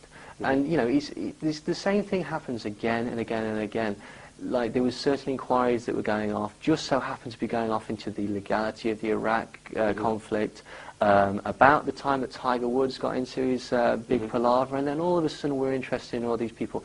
And that makes me very suspicious, because are you really telling me that nobody knew about all these people right up until that very second that it happened? You know, these things are kept on a back burner and released for entertainment, basically.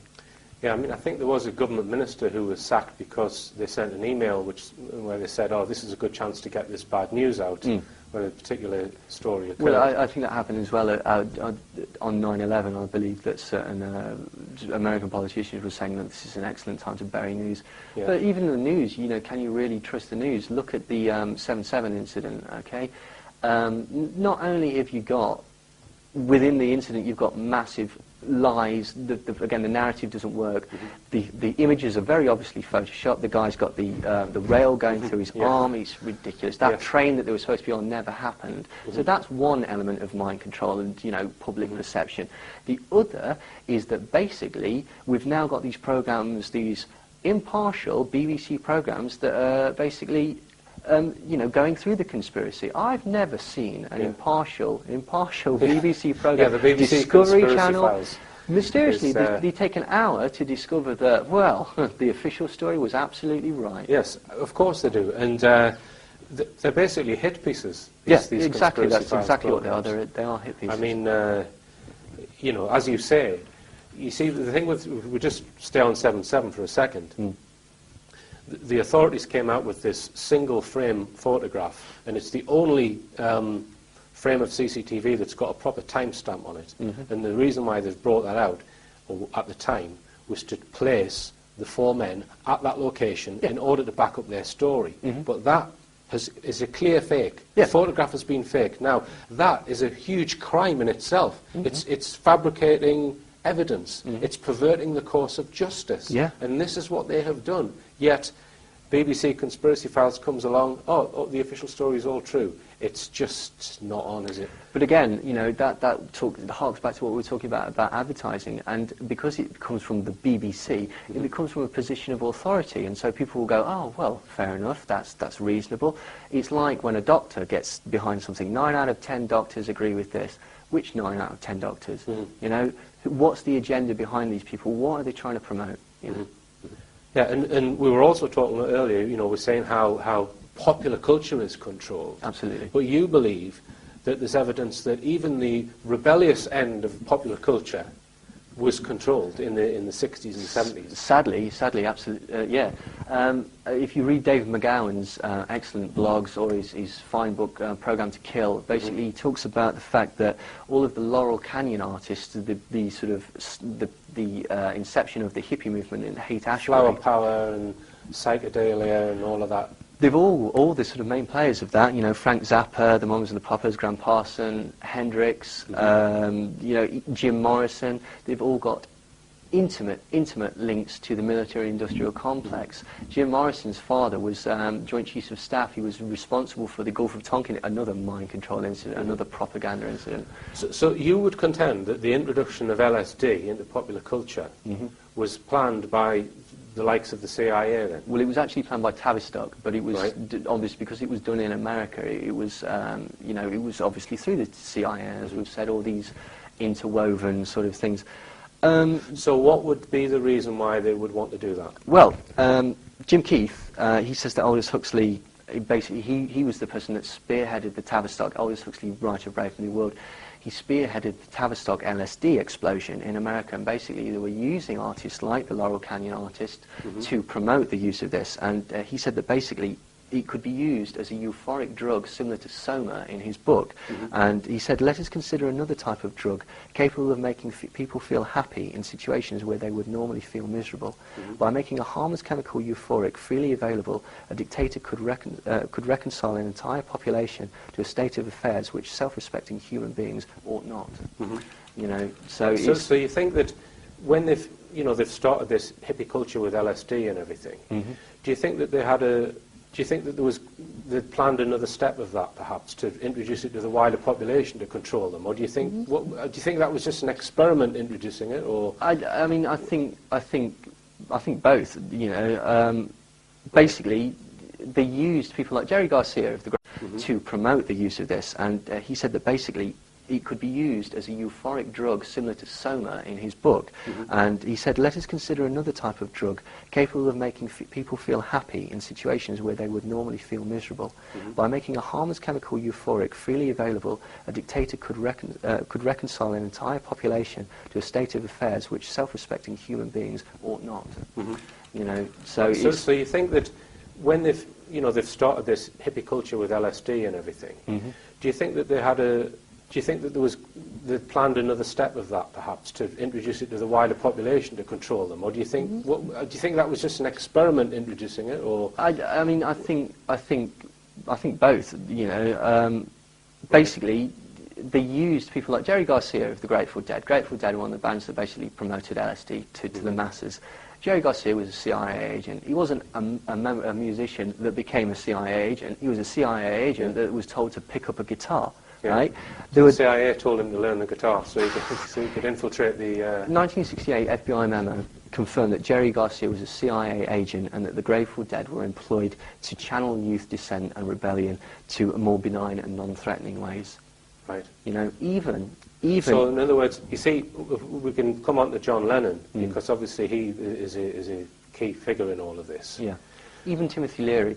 Timothy Leary, who was the Tune In, Tune On, Drop Out, all of his LSD experiments, which are basically there for the empowerment of people, the spiritualist movement, they're all sponsored by the CIA at the behest of Aldous Huxley of Tavistock. So all these counterculture heroes, basically, if you're in a big acidy funk, you're not critically analysing, you're not doing anything, you're easily controlled. Yeah. Yeah, I mean, a lot of people who, are into all of that stuff, they think they're being radical and rebellious and that they're against the government, but actually they're being dumbed down, really, aren't they? If you're a rebel, you've X'd yourself from society. If you've X'd yourself from society, you've got no forum to rebel. And the final person I'd like to talk about is Michael Hollingshead, who was he was Timothy Leary's guru. He was the person that got Timothy Leary involved with acid. He was also an MI5 agent, and he was the person that provided the Beatles with acid. Right. So what we're doing is we're popularising drug use. I mean, you've also got to remember who sells the drugs, who manufactures the drugs. It's the CIA. Okay, and that's provable. That's absolutely 100% provable. They're the biggest drug dealers in the world. In Afghanistan as well, with heroin. Well, this is another psyop. We better be over there to stop this heroin coming out of the region. There was no heroin coming out of the region until we were there. Yeah, exactly. The heroin production went up when America took control of Afghanistan. You've got soldiers coming back saying that they are being employed to protect the poppy fields. Okay, they're saying this. They're not lying. They're telling you the truth. Yeah. It's just whether like we said before, it's not about facts. It's about public perception. All right, then, Neil. Well, we're going to take another break, and after the break, we're going to come on to the Manchurian candidates. Don't go away. The Rich Planet Starship is sponsored by Geared4.com online bikes, clothing and accessories. The Rich Planet Starship is sponsored by Geared4.com online bikes, clothing and accessories. We are talking with Neil Saunders, who is a researcher of mind control. Now, we mentioned John Lennon, and we all know he was killed by sort of a lone gunman. Yeah. He was a highly influential man who was part of popular culture. So you believe Lennon was shot by a Manchurian candidate. Could you just explain first what a Manchurian candidate is? A Manchurian candidate comes from the film Manchurian Candidate, but it also comes from sort of Eastern, Korean, Chinese, Manchurian mind control techniques, and it's sort of an amalgamation. It's not strictly accurate. What it would basically means is a mind-controlled assassin, somebody that either does or does not know that they're doing it, and basically a trained assassin. And we know that these exist because basically, like we spoke about on the previous show, Thomas Narut and various other J.G. Watkins talks about the fact that these people can be made, these people can be manufactured, and they can be made to go against their moral codes and to kill people. Absolutely. Manchurian candidates, am I right in thinking that they often terminate their own lives? Yes. Well, basically, as I say, Michael Tsarion has actually done a lot of that. And he sort of adds credence to the idea, you've got these people that are going off and performing acts that, for whatever reason, they've got quite a lot of meaning to them, but then they never want anybody to find out what this meaning is. They'll just kill themselves in the woods, or they'll kill themselves just before the police come in. The police will sit around for hours on end, not interfering, and then the person kills themselves. Right. So how would someone be programmed to be a Manchurian candidate? Well, would they be hypnotized, or what? You could. I mean, there's various techniques, as we've discussed. You know, there's harmonics, which is, you know, sort of subliminal, oral, things like that. There's hypnotism, there's electroshock and stuff like that. Usually, a lot of these lone nuts, you'll find, have spent quite a lot of time in military hospitals and such like that. Right. They've very possibly been in the military themselves. People like David Berkowitz, the son of Sam Killer, people like that. They've got intimate connections to the military. They were in the military. Timothy McVeigh, obviously, Lee Harvey Oswald. So they've been programmed at some point. Yeah, it's certainly So what possible. about the Lenin killer then? Why do you think that he would be a Manchurian? Well, I mean, himself, he spent a lot of time in sort of Waikiki Hospital, mental hospital, which is the known MK-Ultra sort of testing ground. He had suspicious connections with certain people that would come in and out of his lives that may or may not have been MI5. He was often basically found to have quite a lot of accessible cash, no real sort of money. And you find this, basically, they're allowed to move around without any sort of real problems. And of course, John Lennon was a thorn in the side for the establishment in America at the time he was shot, wasn't he? Because he was getting involved with certain black activists. Well, yeah, aside from the fact that he was getting involved in the sort of Black Panther movements, you know, equality. And he had a huge following. He had a huge following. You know, one of the biggest sort of artists of the century, really, wasn't The he? CIA took him very, very seriously. If you read Mind Control, World Control by Jim Keith, he's got an entire chapter that talks about this. He was seen as one of the people that could channel dissent. He was seen as one of the people that basically could cause an uprising. Yeah. And essentially at the time it was about the Vietnam War. I think he had the idea that it was, I mean, aside from anything, it was a lie. We weren't supposed to be there. The Gulf of Tonkin incident was made up and such like that. Again, mind control. And he was definitely a thorn in the side. He was followed. He was arrested. His phone was tapped. It was made very clear to him on a number of times that basically, no, you are causing problems and you are being monitored.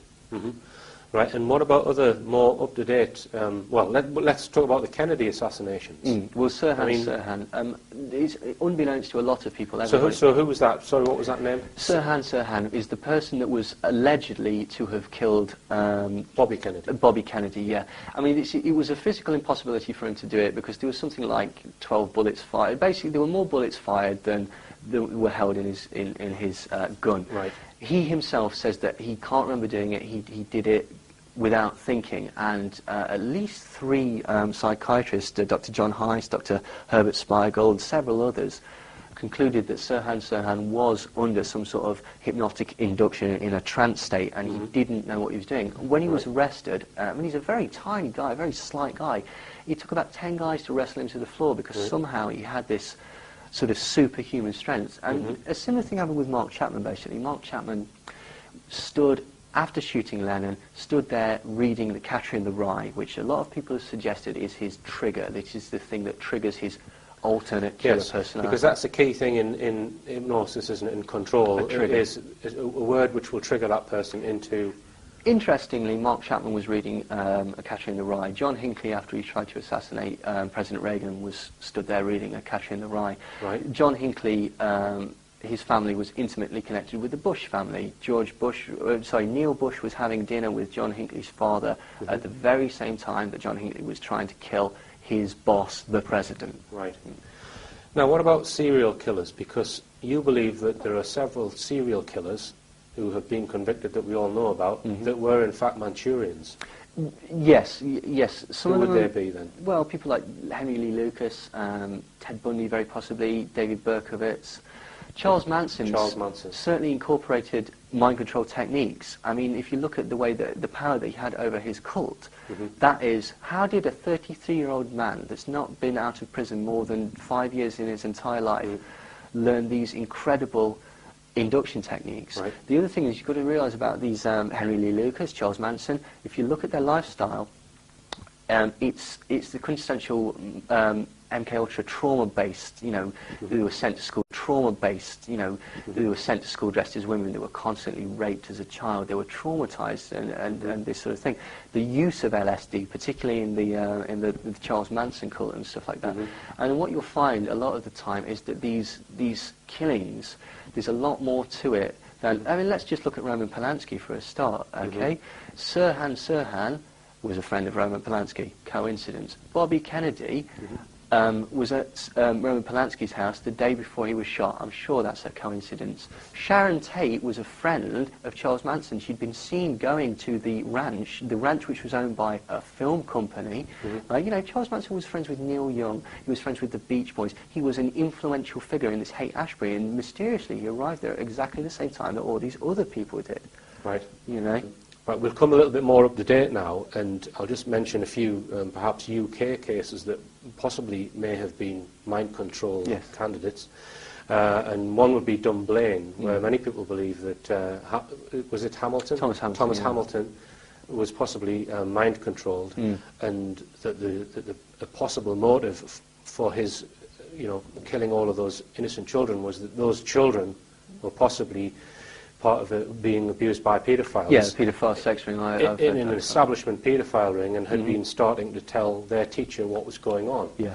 And that was why he was programmed, you know, to do that. I mean, what do you think about that? I think it's certainly possible. I think it's very, very similar to the McMartin preschool trial case in America, where basically, you know, again, people are coming in and saying, oh, these poor children, they've got false memories, they're making it up.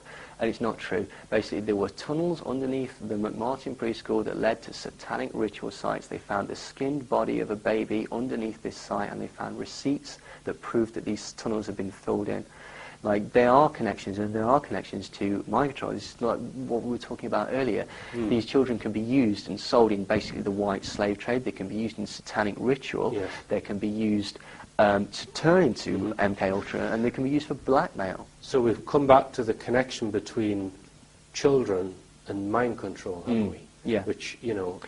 The thing about the Thomas Hamilton case is that you've got to look at all the officials that basically swept in and caused the investigation to sort of tie up very, very quickly. I mean, I think you're right. I think it is to do with the sort of paedophile case. A lot of people were saying, oh, this is just a very easy way to control guns and, you know, get handguns out of the English, which is very true as well, you know. But again, with a lot of these serial killers, you find that you've got one or two hits, assassinations for a specific reason, and they muddy the waters by attaching other killings to them. So the Manchurian Candidate might kill 10 people, and there's one or two of them is the ones they wanted rid of, and because they've killed so many people, no one can see a motive. Yeah, and David Berkowitz, for a start, okay, one of those people was killed because it was a connection to... One of the sort of Sam killings was because she found out about a cult.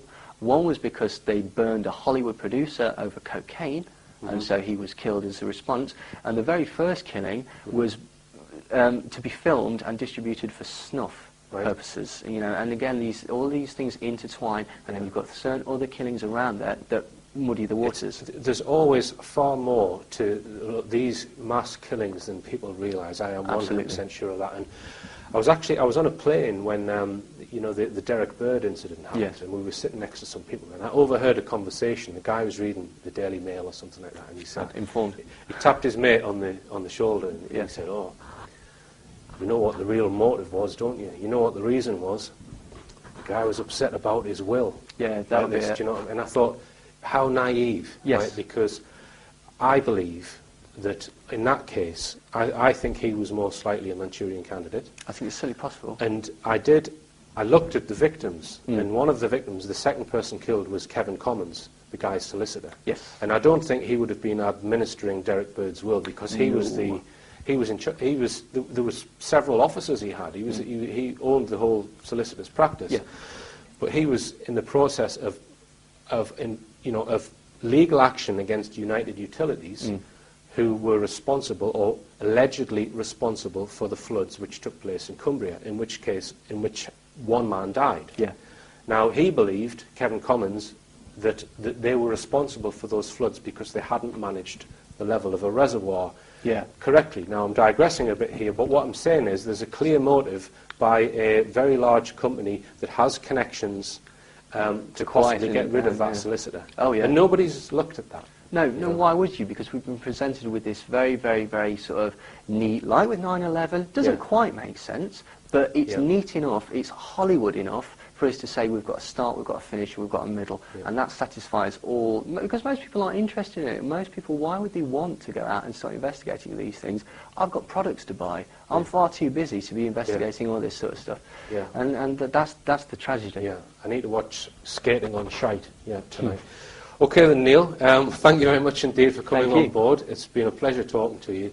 And hopefully we're going to have a few pints now. Yes, lovely. All right, thanks very much. Thank you.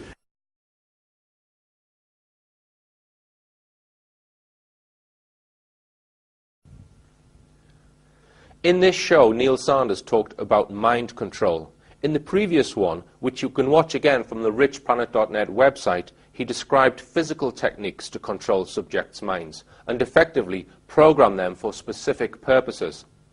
These techniques to directly control a mind include psychotronics, whereby very small, remotely controlled devices called implants are inserted into the brain and can make the person do whatever the implant is telling them. Other techniques include control by microwave radiation, extra-low frequency radiation, and also drugs, and of course, hypnosis.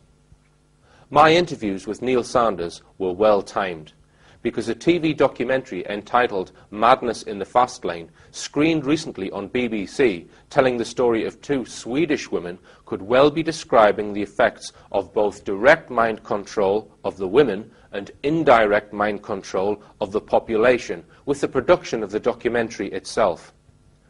I will briefly describe what happens in the documentary, but recommend you watch Madness in the Fast Lane from the BBC website.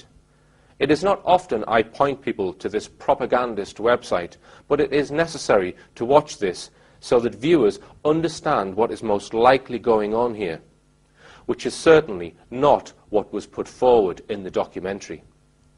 I will briefly describe the story. In May 2008, the two Swedish women were seen on traffic CCTV walking up the central reservation of a motorway in the UK. Both of them then start running out in front of oncoming motorway traffic. A police car nearby, which just so happened to have a BBC film crew in it, attended the scene. When they got there, the women were on the hard shoulder, apparently in perfect health. Suddenly, one of the women runs out into the motorway, seemingly under the wheels of a speeding lorry, although it is clear that many frames were removed from the footage, so we do not really see the lorry doing any damage. The police try to stop her, but she pulls away from them and into the road. Shortly after this, the second woman does exactly the same. Again, frames are removed from the BBC film, and she is seen lying in the middle of the road. The police then attend to what they expect could be two fatalities. One of the women then gets up off her feet, removes her jacket, and starts having a fight with one of the cops. The other woman then also tries to get up and shouts out, "They will take your organs." The documentary states that the women are 41-year-old identical twins and are Swedish. After the police eventually deal with the situation and the women are let out of custody, one of them goes on to murder an ex-RAF serviceman, who she meets in a street and then later stabs him to death at his home with a knife. She walks away from the attack, hitting herself repeatedly over the head with a hammer. She is currently serving a sentence for murder. Towards the end of the documentary, a professor appears who explains to the audience the two different explanations put forward by the defense and prosecution when trying to explain the psychology of the Swedish women. The defense and prosecution allegedly tried to explain the bizarre behavior in two different ways, but both were suggesting that the women were suffering from some sort of rare psychological condition. One of these conditions was that the psychosis was contagious, and one woman caught the condition off her sister, which is why they both ran out into the road. At no point in the film did they even consider that the women were under some kind of mind control, which, when you look at the evidence presented by this film, is by far the most likely explanation in our view. So what then might be the point of such a documentary, which was very in your face, look at this? Miles Johnston, who has researched and interviewed victims of secret mind control programs, may have some of the answers. He believes, from people he has interviewed, that there are a range of very sinister projects being undertaken in secret underground facilities in the UK. One of the projects involves using organs from people who they have obtained.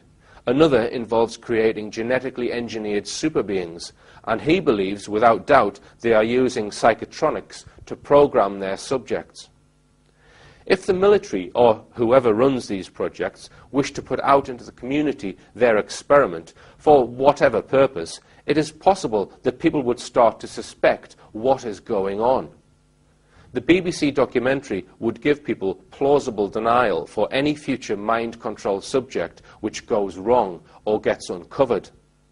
So the BBC documentary could have been mind control in itself, ensuring that the public will not suspect that cases similar to this are in fact mind control victims. Oh, this is similar to those Swedish twins. The professor said that they were just mad. It was stated in the documentary that the two Swedish women were twins. I refer you to Sam Wright, who spoke at the beginning of this show about clones being used in the Vietnam War. Is it not perfectly plausible that these two women were genetically modified clones?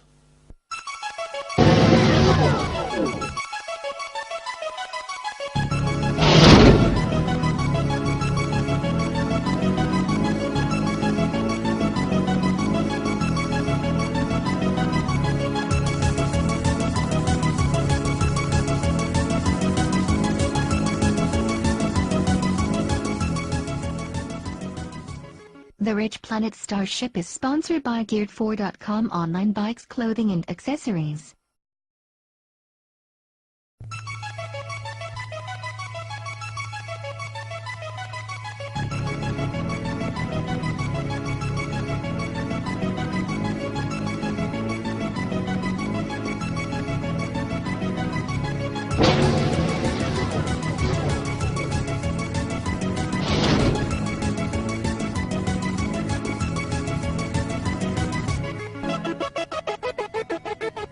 Welcome on board the Rich Planet Starship, broadcasting from somewhere high above the Earth. I'm Richard D. Hall.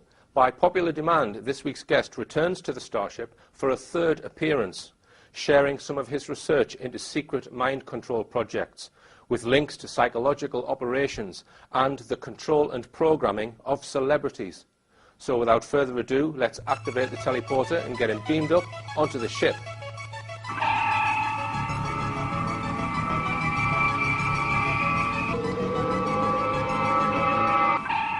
Neil Sanders. Hello. How are you, Welcome Richard? back. Thank you very much. Thank you for having me back. Okay. Now, we're here to talk about mind control again. I mean, we touched on it in the previous interview. Mm-hmm.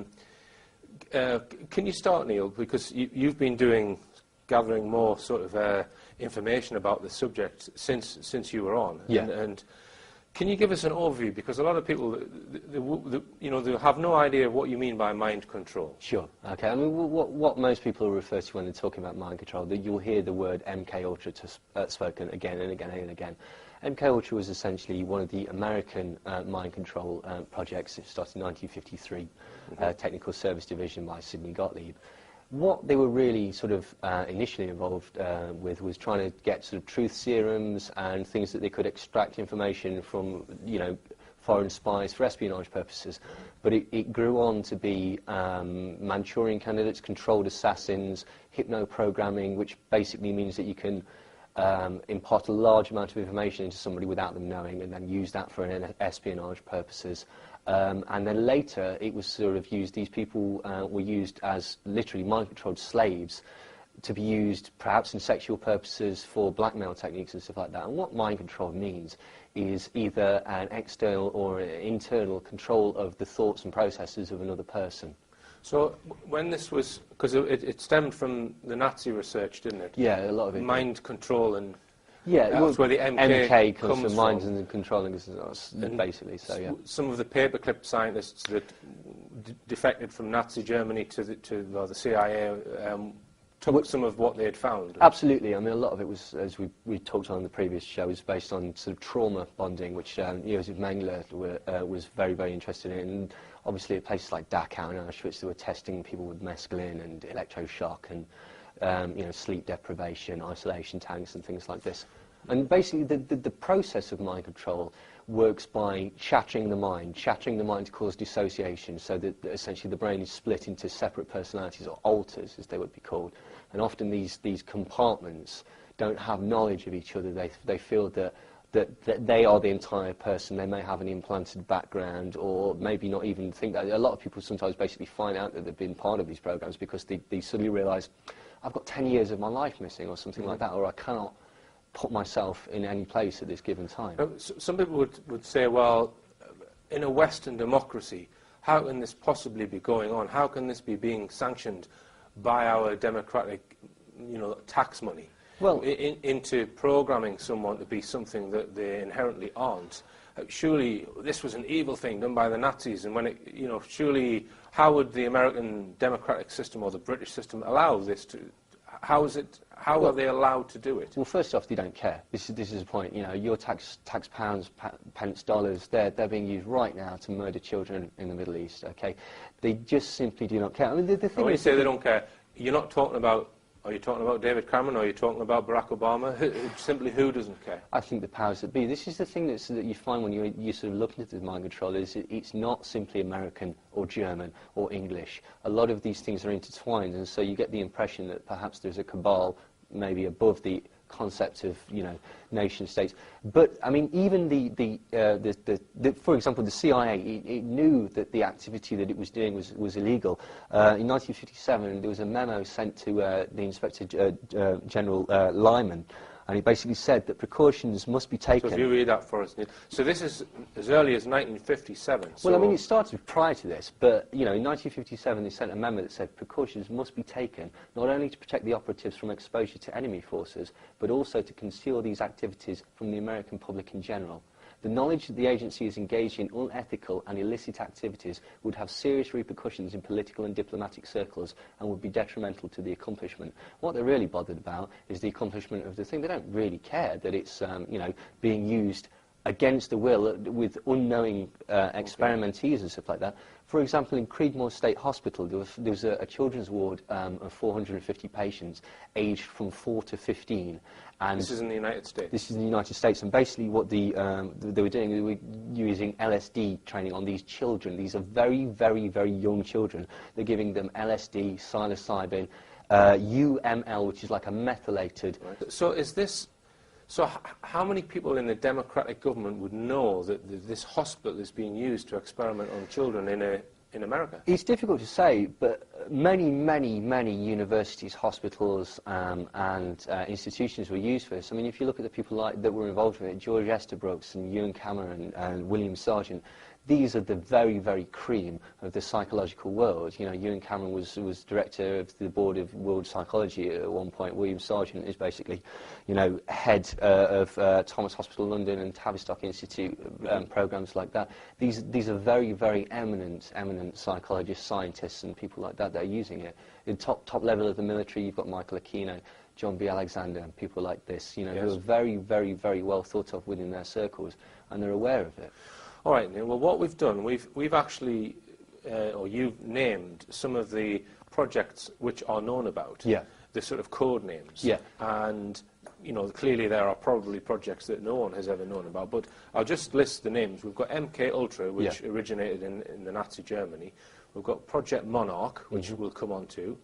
We've got Project Phoenix, Montauk, and then we've got the UK project, which is Project Mannequin, an alleged project. And possibly Talent as well, which is another one that people have spoken about. Okay. And you think that all of these projects have got sub-projects within them? Well, this is the thing. Like, basically, when people talk about MK Ultra, they basically mean mind control. They could actually mean Artichoke, Bluebird, Chatter, MK Delta. They've got various different names. It's just basically simpler if we term them under MK Ultra.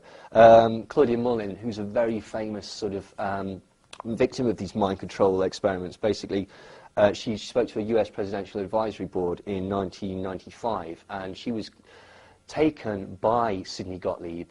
She was an already abused child. She was taken when she was 7, and she was subjected to electroshock, LSD, various other chemicals and stuff like that. When she was 9, she was taken to Maryland under the supervision of the American government to be trained as a prostitute. Okay, right. This is a 9-year-old girl. 9? Yes, 9. You know. I mean, so was this Project Monarch? No, this was actually a sub-project of MK Ultra called Artichoke, and we know this to be fact because basically she spoke about this in open court.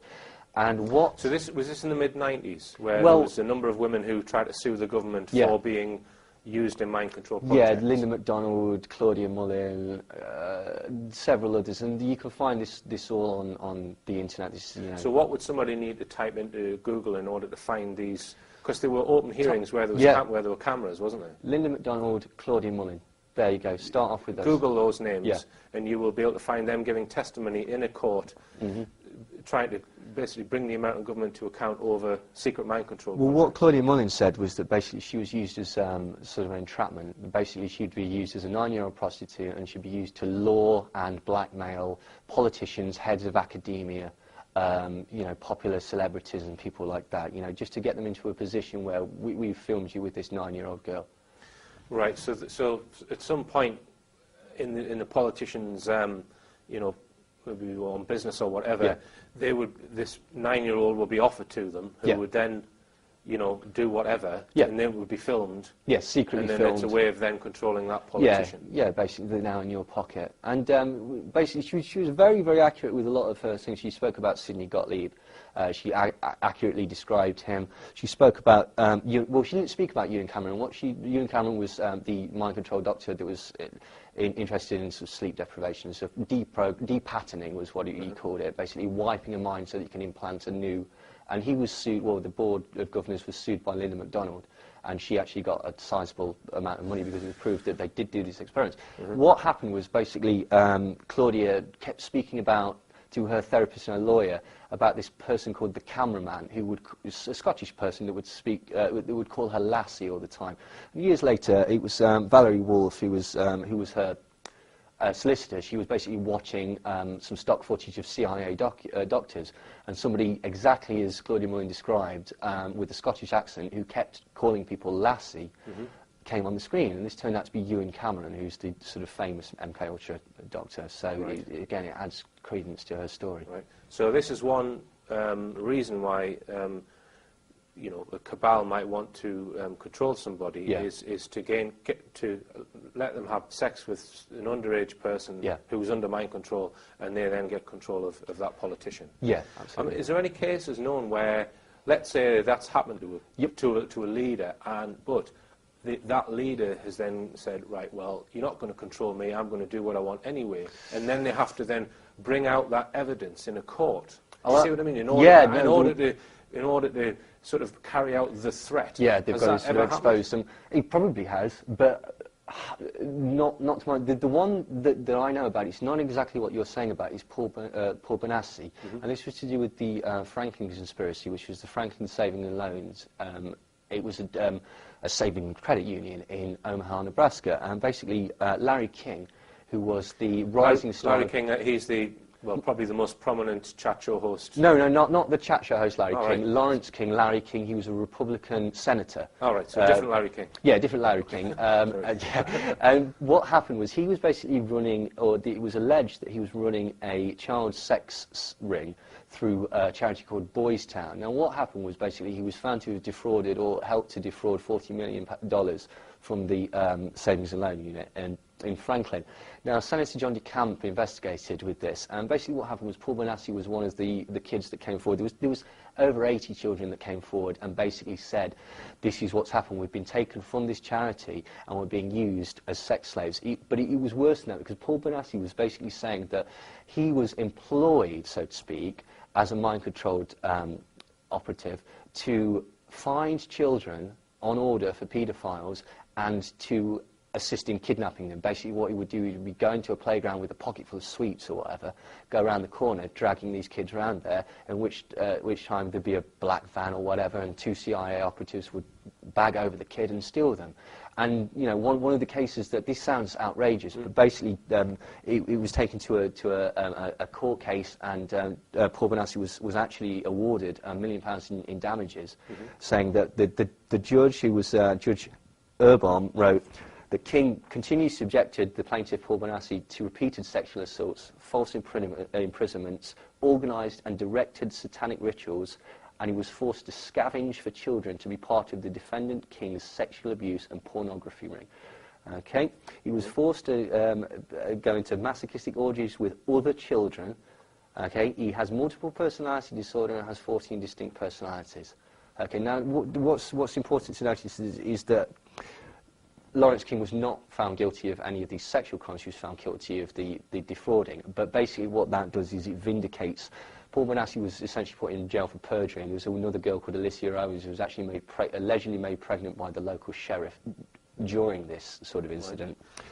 Right. So you think, I mean, what, they use small boys if the person happens to be homosexual? Is that what you, like a rent boy type scenario? Well, yeah, I would assume so. I mean, the case of Johnny Gosch, which is, again, I'd suggest people Google Johnny Gosch, is G-O-S-C-H, and he was a paper boy. I'm not sure, he may have been from Nebraska, I might have got that wrong.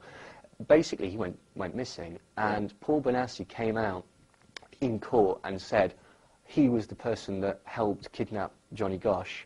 Johnny Gosch apparently turned up many years later, spoke to his mother, and he's not revealed his sort of whereabouts for his own safety, but his mother went into court and in open court stated that her son was kidnapped by the US government for use in mind control and sexual entrapment sort of cases and things like that. And again, this was in court, and during this, Paul Benassi mentioned Michael Aquino, who we spoke about on the previous thing. Basically, Michael Aquino, who was termed the Colonel, was involved allegedly in buying Johnny Gosch. They were basically, this is an organised thing where they would sort of have a catalogue of kids, they would kidnap the kids to order, and then they would use them either for sex, pornography, snuff films, or other things. I mean, Paul Benassi made So what is a snuff film? Explain what that is. The snuff film is basically a pornographic film, or it's a film in which the participant does not know that they're going to be killed and is killed on camera. It's like an on-camera murder. And people will tell you that it's a myth that these things don't exist. They do exist. They were found in the Belgian Parliament.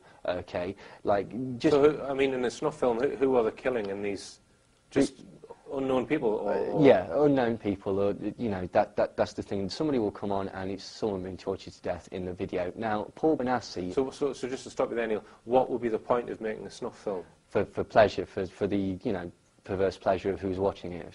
It's either, I don't know, to get some sexual thrill out of it, or it's just the concept of this is a forbidden thing. This is really taboo and dark.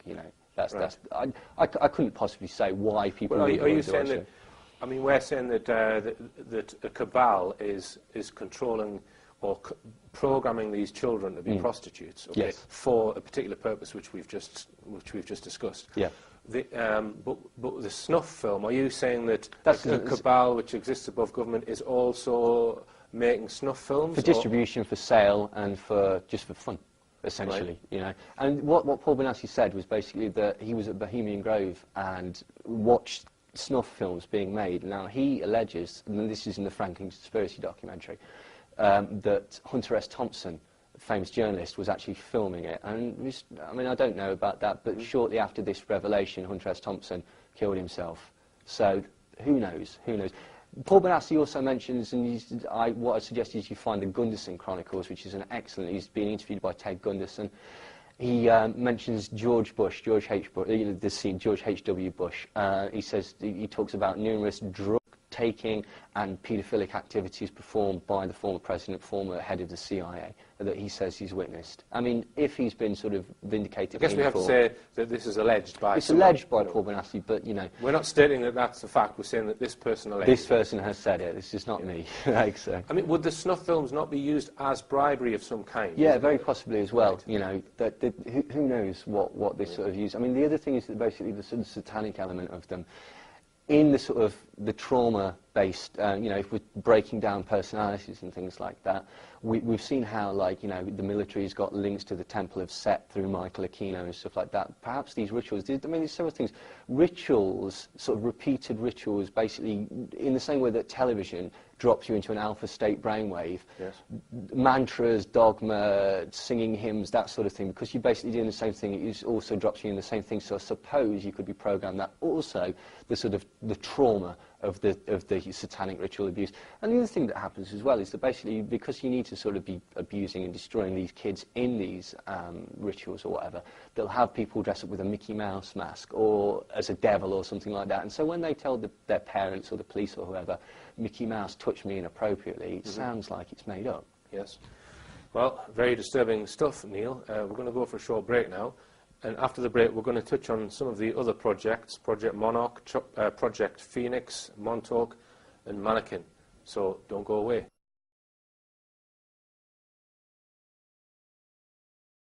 Welcome back on board the Starship. I'm talking with Neil Sanders, and we've been touching on some alleged mind control projects.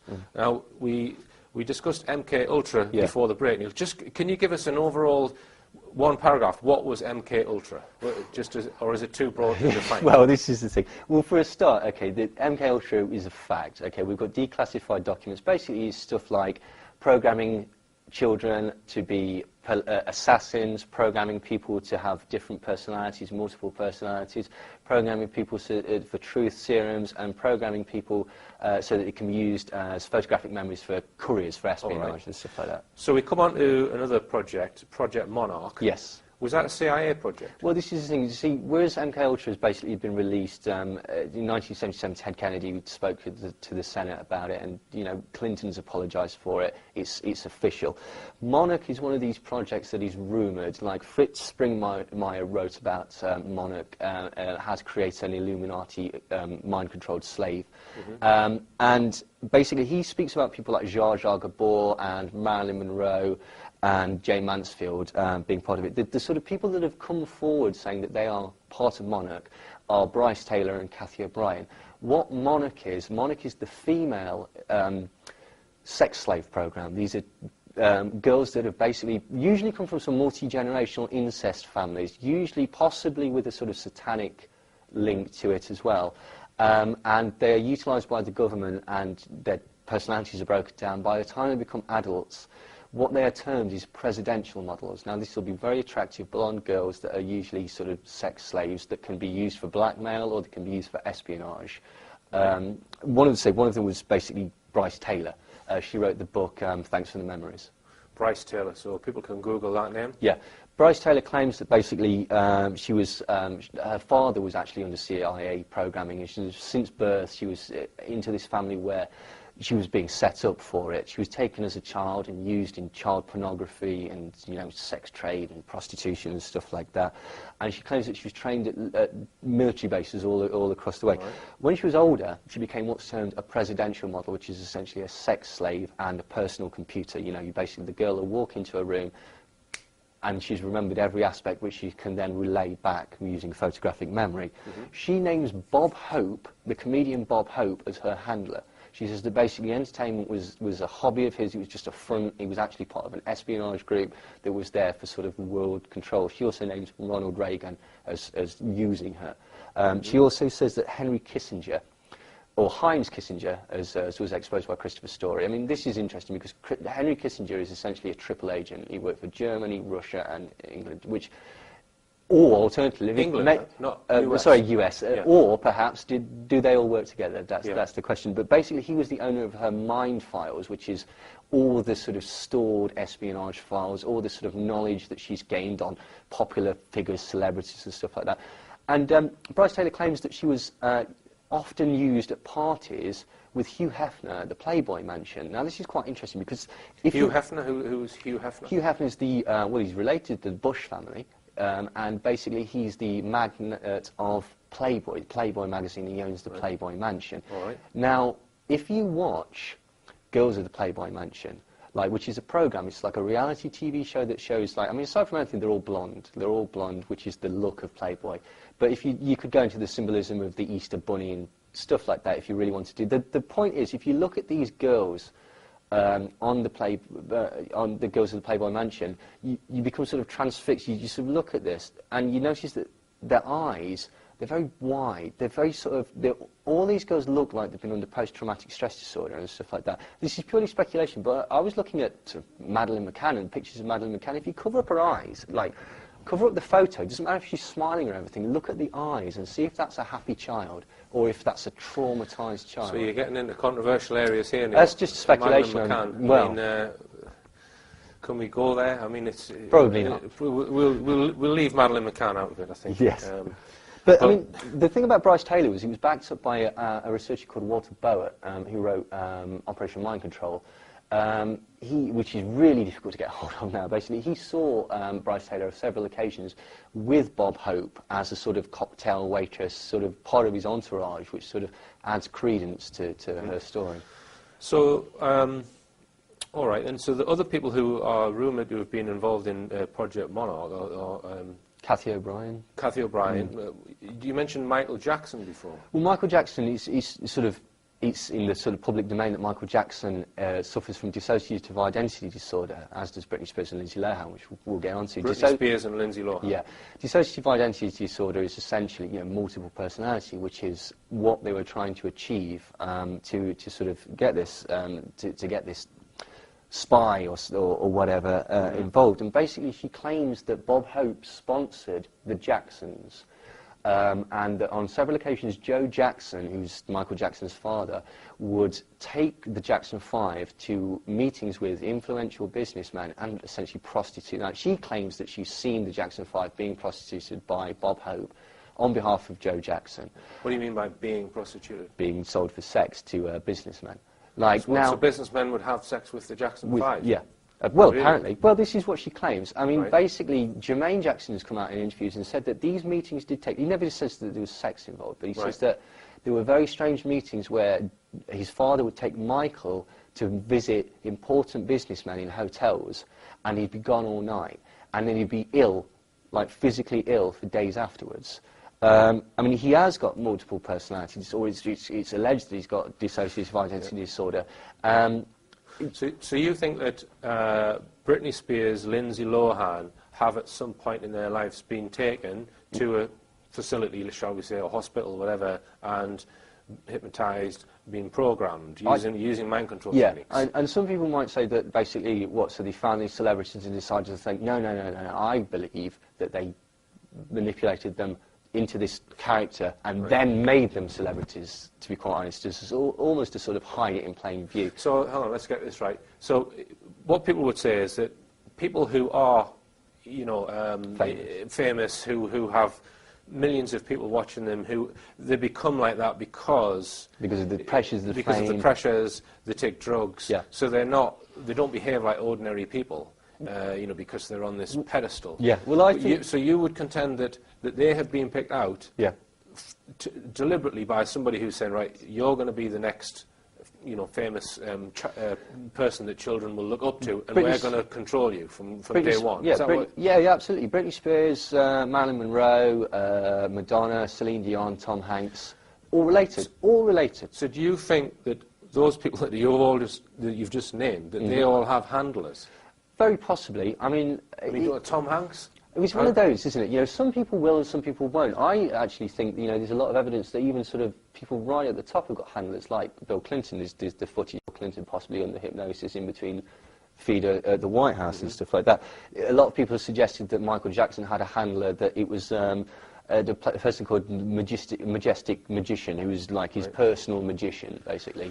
So I guess would you say then that let's assume that that's true, that some of these famous singers or what have you are being controlled, they're not in charge of their own decisions, shall we say? Well, that the reason would be that they are influencing so many millions of young people that somebody else behind a veil will want to take control of that person and therefore manipulate the younger generation. Is that what you're saying is the purpose of it? Well, let's look at the anti-panty set, right, which was basically Beg your pardon? Well, this is what Lindsay Lohan, Britney Spears, the anti-panty set. Lindsay Lohan, Britney Spears and Paris Hilton, in a short period of time, became very good friends and spent about 3 weeks wandering around LA, getting out of cars with no knickers, flashing their knickers. So Now, not knickers. Anti-panty, this is like This is three reported famous sort of stars. Or Yeah, they're all sounds sort like an advert for well, women's products. Well, I'm no prude, right? I really don't, I'm into ridiculously obscure Japanese horrors and stuff, but I don't care about that sort of stuff. But when you've got, like, marketing Christina Aguilera and Britney Spears and people like this,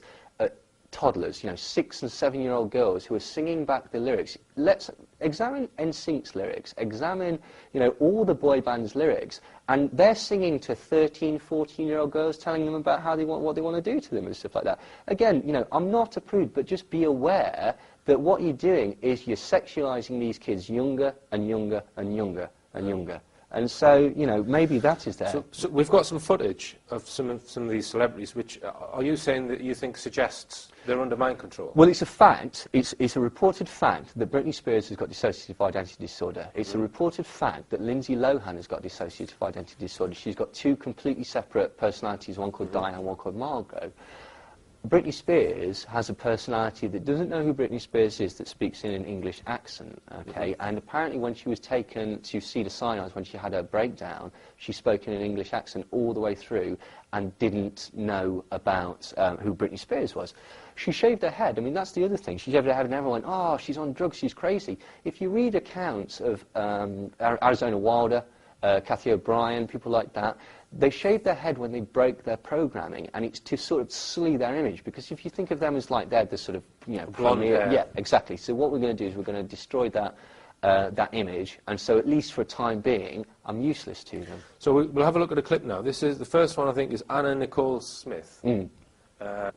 The 9-year-old at one point switches the talking doll off to prove... Tell us what's happening here, Nick. Well, what this is, I mean, this was brought to my attention, this Freeman, on Freeman TV, did an excellent thing called Anna Nicole, Britney and Mind Control. What this is Anna Nicole Smith in embodying an alter personality. Now, people will look at this and say, oh, she's on drugs, she's stuff like that. She's not. Look at her mannerisms, look at the way she speaks, look at the way she moves and walks. She's a child. She is in the personality of a child. Now, people have tried to pass this off saying she's on drugs. What drugs? Get me some of that, because that's wicked, that is. Like, I've never seen anything that does that. That's amazing. So what is it that she... Let's just take a look then. So she's got a... If you listen to the inflection of her voice, just listen to the way she talks and watch the way that she runs across the courtyard. So you think she's been programmed to be a child? I think she has. I mean, Freeman claims that basically she's got lots of personalities. It would fit. She's a Playboy model. She's similar to Zsa Zsa Gabor. And there's even suggestions that she's vaguely related to Paris Hilton, who is, of course, Zsa Zsa Gabor's niece. But... the Freeman basically claims that Howard K. Stern, who's the bloke that's filming her, is her mind control handler. And if you listen to the way that she's talking later, he says, oh, people think you've lost your mind. And she says, I haven't lost my mind. He says, oh, I'm kidding. He's winding her up. He knows what's going off. And what's really strange is there's another little girl there that's getting terrified. If you listen to this bit, watch this bit, she doesn't know where she is. Now, what they're doing on the news is they're trying to pass this off as, oh, she was drug addicted and such like that. The first autopsy, what's interesting as well is at the beginning of this news report, it shows a picture of Anna Nicole Smith covered in vomit. That's her dead. Why are they showing her dead? Yeah.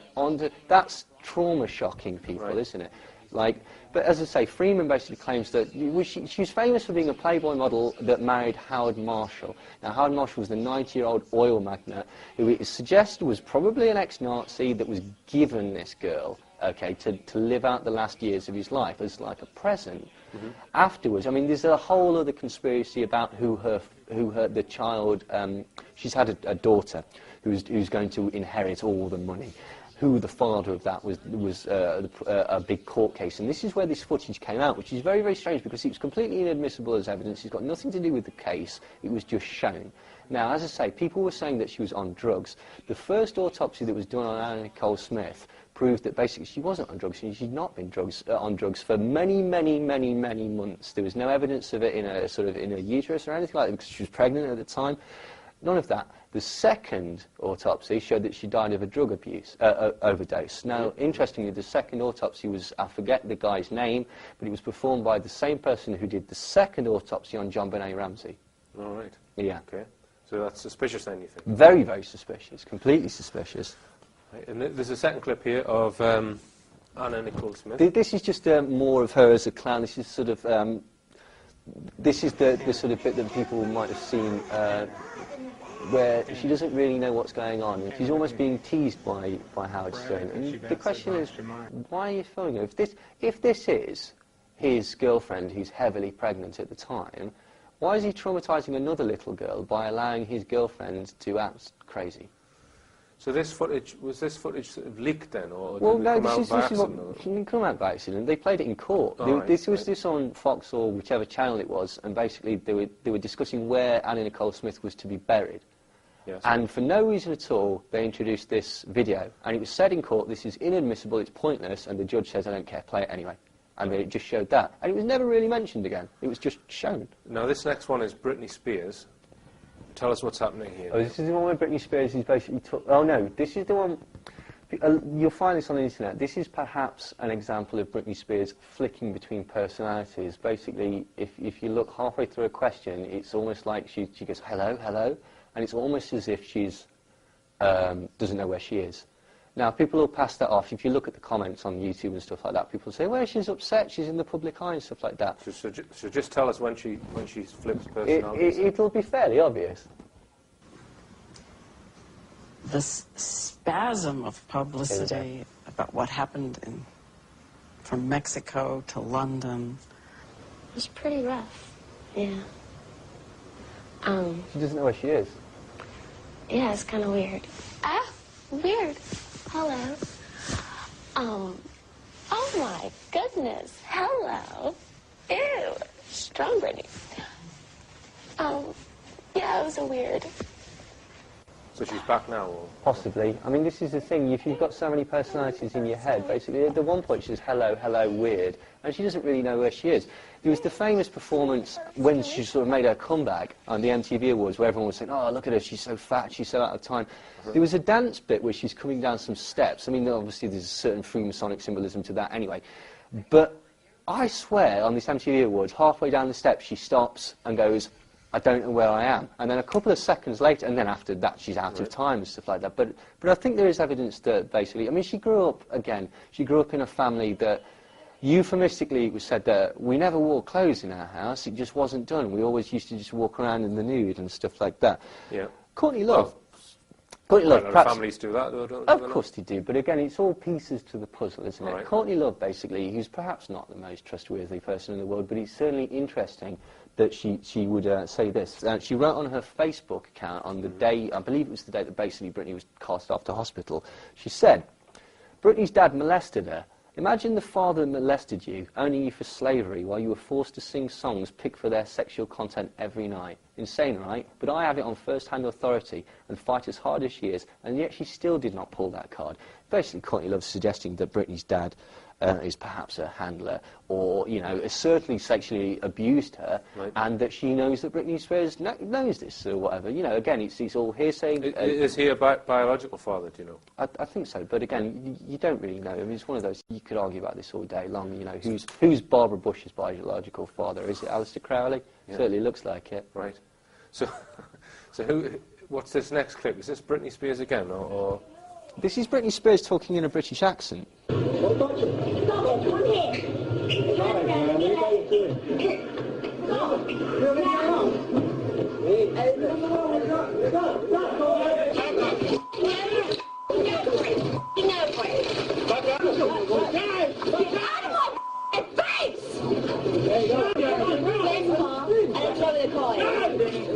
You say welcome here. Why is it taking so long to get caught? Why didn't you pull it up there? It's too much. And it can't oh my God. Where is the car?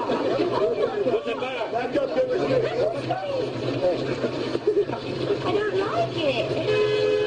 The suggestion is that basically when she talks in this British accent, she doesn't actually know who Britney Spears is, and like this has been confirmed by various paparazzo and so doctors at Cedars-Sinai Hospital. What's interesting, I mean, this is an aside, but when these people get into trouble, they go off to rehab. Britney Spears went to Crossroads Rehab. Now, if you know about the story of Robert Johnson and such like that, you sort of understand the symbolism of the crossroads. I mean, this was actually named after, I think Eric Clapton was involved in it. But Lindsay Lohan went to the Wonderland Clinic. Now, if you understand Wonderland, and you understand that basically Alice in Wonderland programming is stuff for MK Ultra mind control, but also the Wonderland Gang. Now, the Wonderland Gang, it was basically culminated in a murder that involved John Holmes, the porn star. They were a child sex, pornography, prostitution and drugs ring that was basically had connections to American government and various other sort of sections, and expanded sort of, it was a huge operation that you know, again, you can research this Wonderland Gang, John Holmes murder. Like, look at that, okay, and you know, this symbolism creeps up again and again and again. Apparently Britney Spears, when she was actually in hospital, when she shaved her head, she wrote 666 on her forehead. She said, "I am the Antichrist," and she tried to kill herself. Now, again, speculation, but both Cathy O'Brien and Bryce Taylor have basically said that within these alter personalities, you'll have like a suicide program, or if you start to remember too much, or you start to try and break your programming, you'll have an alter that is self-destructive. All right. So it's possible. So just show us here, Neil, what do you, why you've highlighted this clip. Well, if you listen, they've actually on the screen they're showing it. All that speaking, this sort of cod British accent is Britney Spears, and it might be kind of laughable to us, you know, because obviously it's not a great British accent or whatever. But the point is that she doesn't break from it, like, and is this when she keeps shouting things out? Yeah, she and you know, she's using English inflections like you show me where the loo is and stuff like that. I mean, yeah, she could be trying it on, she could be doing it just to entertain herself and stuff like that, but it has actually been confirmed by several psychiatrists that she's got personality disorders. So let's just say that, let's just go down the premise that you know, when she's in this situation here, she's in this British personality. Yeah. Why would she be in that British personality at that point? Who knows? Not in another personality. Well, who knows? Who knows what the triggers are? Like, right. I mean, this is the thing. So there's like, triggers to switch them from one to another. Well, I mean that's a fact. Basically, there's a declassified document talking about. This was actually talking about MK Ultra, and basically, it was saying that in the 1950s, they were hypnoprogramming 19-year-old girls, and that they could be triggered over the phone. They could be triggered like with a word, a phrase, a symbol, a card, a colour. In the Manchurian Candidate, the film, the trigger is a card. It's the Queen of Hearts and stuff like that. Yes. That, if you understand hypnosis, basically anything can be a post-hypnotic suggestion. One thing that's interesting, if you look at celebrities on the red carpet, look at the left hand and see the amount of celebrities that are doing this action. Okay, and what that is, it's a post-hypnotic suggestion where you've sort of taken through hypnosis, so you made you feel ultra confident, and that's a trigger. And when you do that, your brain, your subconscious remembers those positive emotions, and so what that is, it's a confidence-boosting thing. So you sat there pressing on your button, filling yourself with confidence. And so these are established methods. All right, Neil. Well, again, disturbing stuff, but we're going to go for another short break, and after the break we're going to come a little bit closer to home. Well, no, we'll talk about Montauk first, and then Project Mannequin. So stay tuned.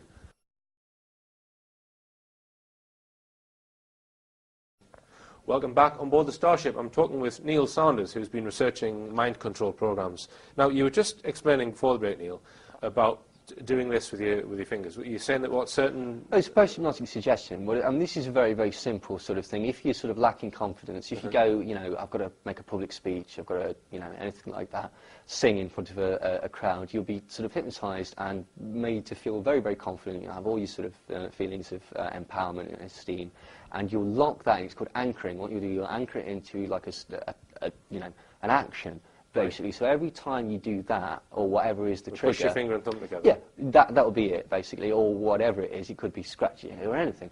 Like, when you do perform that action, it triggers those, subconsciously triggers those emotions. And, you know, makes you more confident or something like that. Yeah, and this is like an established technique that's used by, you know, actors and things like that. You know, it's a very simple technique. But just interrupt you there. So, but you would have to have gone under some hypnosis beforehand in order for that thing to work. Is that...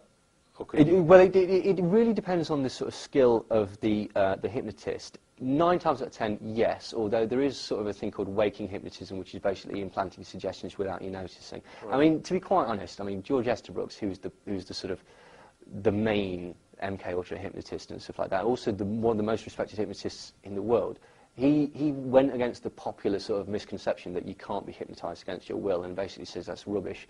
The power of the hypnotist is ultimate. The only things that limit the power of the hypnotist are his own scruples and his own skill.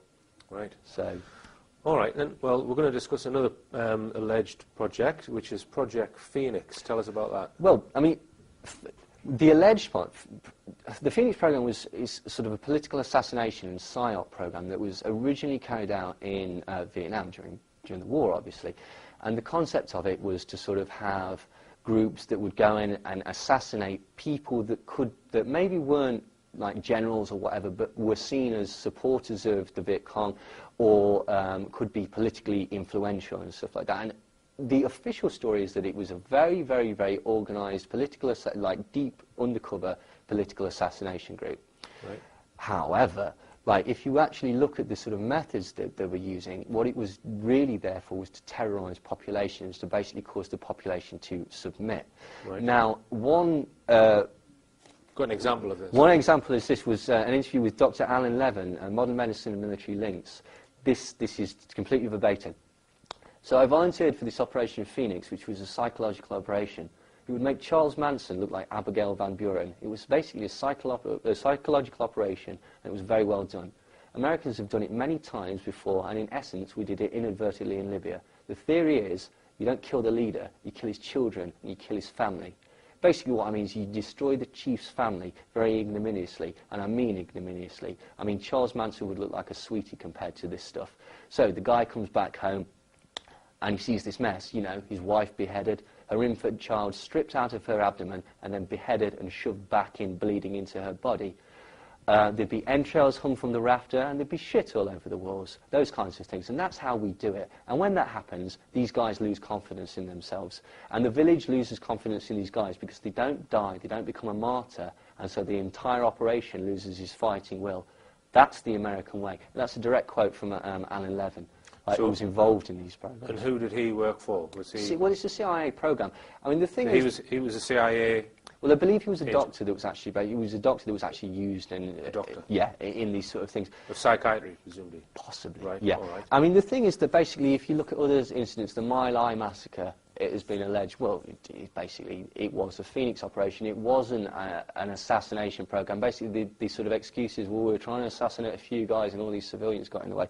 It's not true, basically. It was to terrorise the civilian population. So they're using terrorism, basically. Of course, they're using terrorism. Basically, another one that I've heard of is that they'd wait until all the men would leave the village, they'd go into the village, they'd find all the women and children, they'd behead them, and they'd set up a large dinner table in the middle of the village. They'd put all the women and children around this dinner table with their heads on plates facing them. And then they'd never, like, claim, basically, if you came home and found this, that's it, you're just traumatised forever. Yes, yes. And suddenly you don't feel like fighting anymore. Right. You know, and that's the So sort of... these were methods which American intelligence was suggesting or actually No, they used were actually using them. in which conflicts? Well, I mean, this is the thing, because they were definitely used in Vietnam. Vietnam. I mean, Bart Osborne, actually, he was an officer, he testified before Congress in 1971. He said that basically there was supposedly supposed to be interrogation techniques, but he never knew of a single person that was interrogated that survived. So most were either tortured to death or thrown from helicopters in front. Basically, you take somebody up, so we're going to interview this guy, take him up and just throw him straight out. And then you go down and say, right, we're going to interview you next, and you next, and you next. And everybody knows what's going to happen to them. And so they start spilling the beans or, you know, making stuff up. But the interesting thing is that basically it would appear that the Phoenix program was carried on not only in Vietnam, but in El Salvador and Nicaragua. Basically, sort of, if you do a bit of research, you'll find out that the death squads that were there to sort of stymie any sort of political influence again, you know, for the rebels and such like that. They were trained, financed, and basically set up and organised by the CIA. Noam Chomsky basically described Salvadorian-backed death squads, and he said that draftees were made to kill dogs and vultures by biting their throats and twisting their heads off. right? Then they had to watch as soldiers tortured and killed suspected dissidents, tearing out their fingernails, cutting off their heads, and chopping up their bodies and playing with the dismembered arms for fun. So where was this, Neil? This is in El Salvador. El Salvador. Yeah, but basically the similar thing was happening in Nicaragua as well, and basically it came out in 1984 that the CIA, all these horrific atrocities, organised rapes, organised torture of children, mass executions, mass tortures, cannibalism, and all this sort of thing. It was basically in a CIA manual entitled Psychological Operations in Guerrilla Warfare. So would the people who were doing all of these grotesque acts, would they be under mind control? Is that well, this is the thing, and this is another interesting point, okay, is that to get somebody to do these acts, which are essentially inhuman, you have to systematically desensitise them. And this is completely aside, but I noticed the other day that we were talking about fast-tracking people from the army into teachers, at schools. That's what we want. We want somebody that's been systematically desensitised to the point that they can put a bayonet into another human being. That's who I want teaching my kids. Come on. What's wrong? Now, you mentioned Henry Lee Lucas. Yes. Now, was he part of Project Phoenix? Well, no, maybe. I mean, the sort of... Was he believed to have been programmed? Yeah, he's a program killer. Basically, what he claimed was he was part of a cult called the Hand of Death that was basically moving people for these sex slave rings and drug couriering and stuff like that between Texas and Mexico. Right. And now... What year we're talking here? I forget. I think it was 60s, 70s, to be quite honest. But basically, he's sort of the most... He's killed the most people as far as serial killers. So he went on to be a serial killer? Oh, he was an actual serial killer. But basically, he killed over 300 people. Yeah, and he claims that he was part of government operations. Now, that sounds kind of crazy and stuff like that, until you discover the basically bit of research that these ranches that he's talking about actually do exist. The other thing that's very interesting is Henry Lee... So just ranches where he claims he's been programmed? Well, basically, where he's been programmed, they're training people for death camps and stuff like that, and, mind control and sex slaves and white slave trade and stuff like that. But basically, he's the only person in the history of the world that's been given a pardon, a stay of execution, by George W. Bush. No one else in the world. Henry Lee Lucas, one of the most notorious serial killers in the world, had his execution overturned at the last minute by executive order of George W. Bush. He's never, ever, showed leniency for anybody else, but celebrity serial killers, apparently they get it. And Arthur Shawcross is the other one. Arthur Shawcross basically came back from Vietnam claiming to be involved in the Phoenix Project. He was then given ridiculously light sentences for murder and carried out murders that were sort of necrophilic, cannibalistic in tendency and stuff like that. Mysteriously was let out of prison 10 years early and then went on to commit another 11 atrocious murders. Well, and there have been other boys, shall we call them, kids you call them, in Columbia and Virginia Tech. These are incidents where someone's gone into a school and just murdered college students. Absolutely. I mean, this is basically... And again, you would contend that these people have been in government mind control programs. Yeah, I think there's certainly an amount of evidence that suggests that either these school shootings were not carried out solely by the perpetrators, and even if they were, that perhaps these have got sort of links to mind control programs and stuff like that. I mean... Would you say that their mind control programs gone wrong, or were they deliberately orchestrating? I mean, we've got one here, Columbine. Yeah. How many people were killed in that? 13. 13, 900 rounds. Yeah. So were there two shooters in well, this is the thing. 900 rounds is an awful lot for two shooters, to be quite honest. I mean, there's lots of things. Basically, the Rocky Mountain News at the time quoted Chief Stone, who's like the local sheriff. He says, I've never thought it was just those two because the amount of stuff that was brought in, but we just do not have enough evidence to charge people. There's a lot of things. Basically, student eyewitnesses reported seeing 3 gunmen. Teachers reported seeing 3 gunmen. Teachers that survived reported seeing 3 gunmen. There were 72 9mm casings found in an area that the boys never went into. Okay, you've got to ask certain questions like, why were the FBI and various other sort of agencies, they've never returned a shot. They never entered the building. They stood down for 2 hours and were ordered not to return fire until the shooting had stopped. So, all right, so you think there's some conspiracy involved in that Columbine killings. Yeah. What would be the reason why the CIA or whoever would want to program people to go into a school and do that? There's several things. What's the ulterior motive? Well, I mean, One of them was basically to disguise the fact that on that day we sent more bombs. I believe it was Sarajevo. I may have got that wrong. There was more missiles launched by the USA that day than ever before in the history of the world. Okay. The other thing is that basically it led to gun legislation. We're going to have to take our guns off you because, you know, we've got these dangerous kids going inside. Despite the fact that the evidence against the kids is quite shaky as well. There's no fingerprints. 2 fingerprints were found in the entire thing. Eric Harris, who's left-handed, killed himself in the left temple, shot himself in the left temple with his right hand, apparently, because that's where the gun was found. Right. You know, right. It's all very, very strange, basically. But you know, the other thing is that his father, I mean, this is, again, speculation, his father worked for Lockheed Martin, which was a, you know, weapons contractor and such like that, and he lived at Plattsburgh, which, there's an MK Ultra mind control facility there, which is allegedly closed, but a lot of researchers will tell you that they're actually still pumping radio waves and stuff out of there, so there's a suggestion that perhaps these kids were mind controlled. You know, people saw snipers on the roof and stuff like that. One of the things that this immediately set it off for me, there's no film of the kids leaving the bombs in the cafeteria. Apparently, the person who was changing the video went to change it just before they arrived, waited 15 minutes, and then changed the tape. And so we don't see them planting the bombs, we see the bombs there after the tape comes back on. Okay, right. And you know, we're not suggesting that these kids weren't involved or whatever, but if they were probably sort of programmed. The other one is the Virginia Tech thing, which is Sung Hui Jo. Basically, he killed 32 people with no expert training, apparently.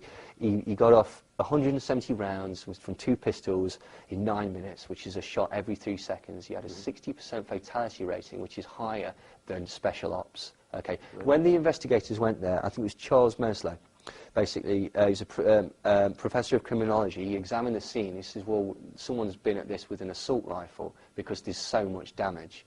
Like, you know, it's very, very strange. Interestingly, with again, connections to the military, there was pictures of him in a military uniform, a US Marines thing. It was up on Wikipedia, it's been taken down. Any motive on that particular case? I mean, sometimes in these Manchurian-type cases, there's just terror. There's one or two people who, you know, they want to... For example, there are theories that the Dunblane case was like that. I believe so. There was a paedophile ring which was about to be exposed, so they killed the people who were exposing it. The other thing was handguns with Dunblane, because basically after Dunblane you couldn't own a handgun, you could only own a .22, because I actually used to be part of a shooting club, and basically after that it just banned stuff completely. But say at Virginia Tech, I mean, the evidence basically against the fact they did it, again, people reported a large 6-foot person that doesn't match his description. Right. Again, strange killing. Killed himself by shooting himself in the back of the head, destroying his entire face so he could not be identified, which is, again, very strange. He filed down the serial numbers of his guns and yet paid for it on a credit card and kept the receipt in his pocket. Right, yeah. What's that about? It's just subterfuge. Yeah, certain evidence doesn't seem to stack up. You could also look at the symbolic sort of nature of it as well. Basically, Columbine, Columbia, the goddess, Columbia, doves and stuff like that. 13 Columbines killed on Hitler's birthday. The symbolism for the Virginia Tech is that 33, which is obviously a Masonic number, 33 virgins were killed in spring, so that's a spring sacrifice of Virginia, you know. All right. Possibly. Okay. This is, possibly. You know. Now, we'll come closer to home, because there is an alleged project called Project Mannequin. Yeah. And I've interviewed Miles Johnson, and I've seen some of his videos. He's interviewed a while back a guy called James Casbolt. James Casbolt, yeah. And another one called Dave Marrow. Yes. And, you know, what's your opinion of these two guys? You can, if you go on Miles Johnson's YouTube website, I think you can watch those 2 interviews. Yeah, it's James Casbolt and Dave Marrow. I think the David Marrow one's on the UK's Monarch project or something like that. Or Monarch, is it? Well, that's what it's named on YouTube. But, well, this is the thing. They're very, very, very strange stories. And it's like any of these stories. You know how we were discussing on the previous show? We're all pre-programmed. In my sort of X Factors on tonight, watching the football on Sunday, don't want to be involved in that. It sounds completely bizarre. But, you know, perhaps there's something to it. I mean, it is very, very strange. They're talking about underground bases, and they're talking about extraterrestrials and implants and super soldiers and, you know, various things like that.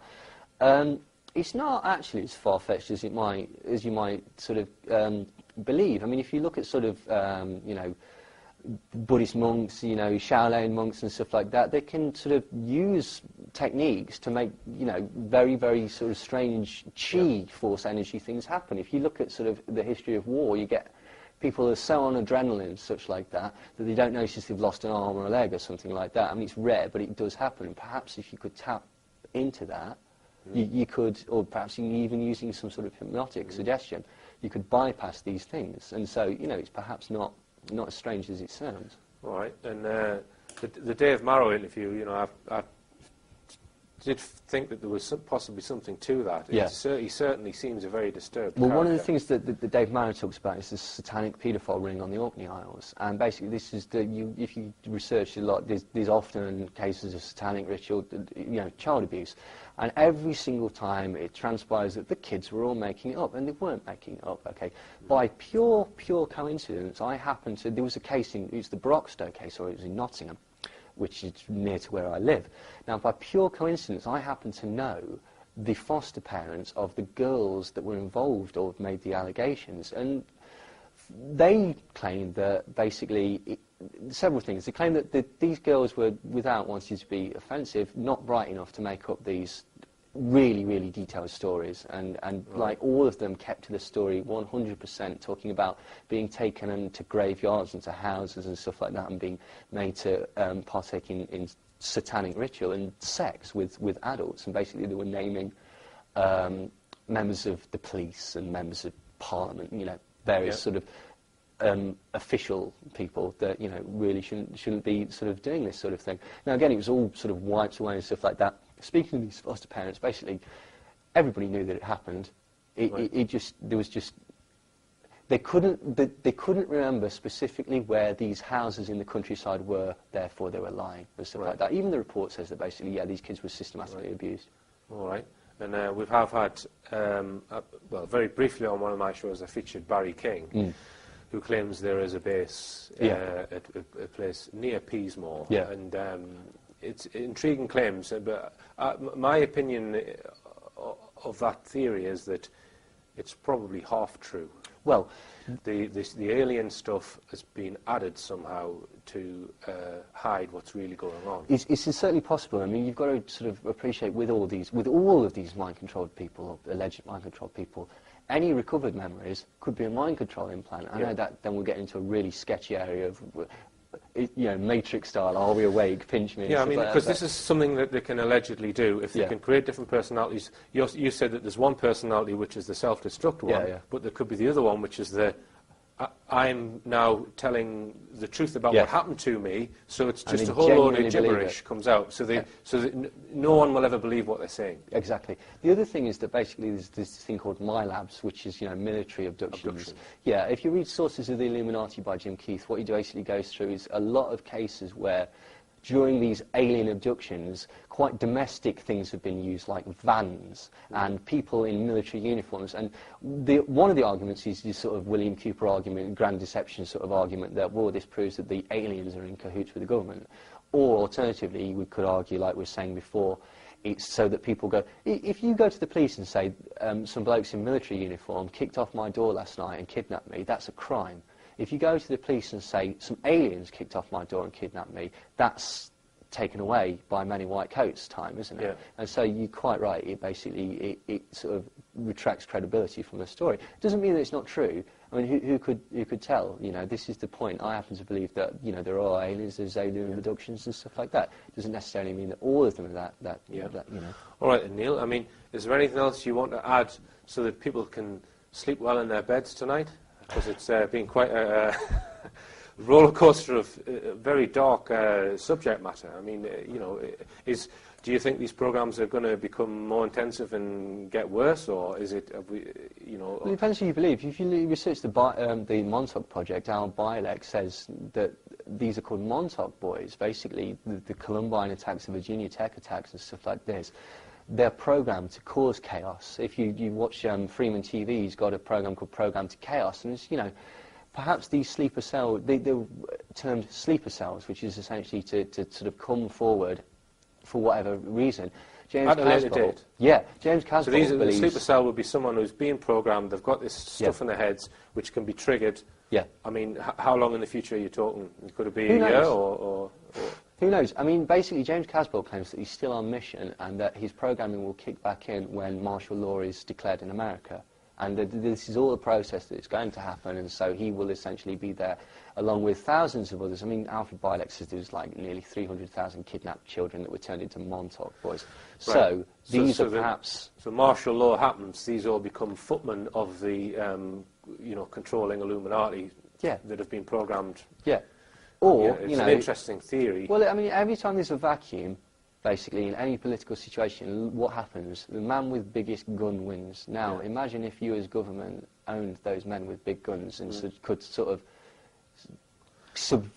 covertly still take over. Yeah. There's certainly plenty of vacuous information on television, in these times. Yeah. So, yeah. All right, well, Neil, it's a disturbing interview. Thank you. But very thought-provoking, and thanks very much indeed for coming on the show. No, thank you very much for having me back. And I'm sure we'll have you on again. Hopefully. Okay, so thanks. It just remains for me to say, keep your eyes on the skies, keep your feet on the ground, and tell all your friends about this show.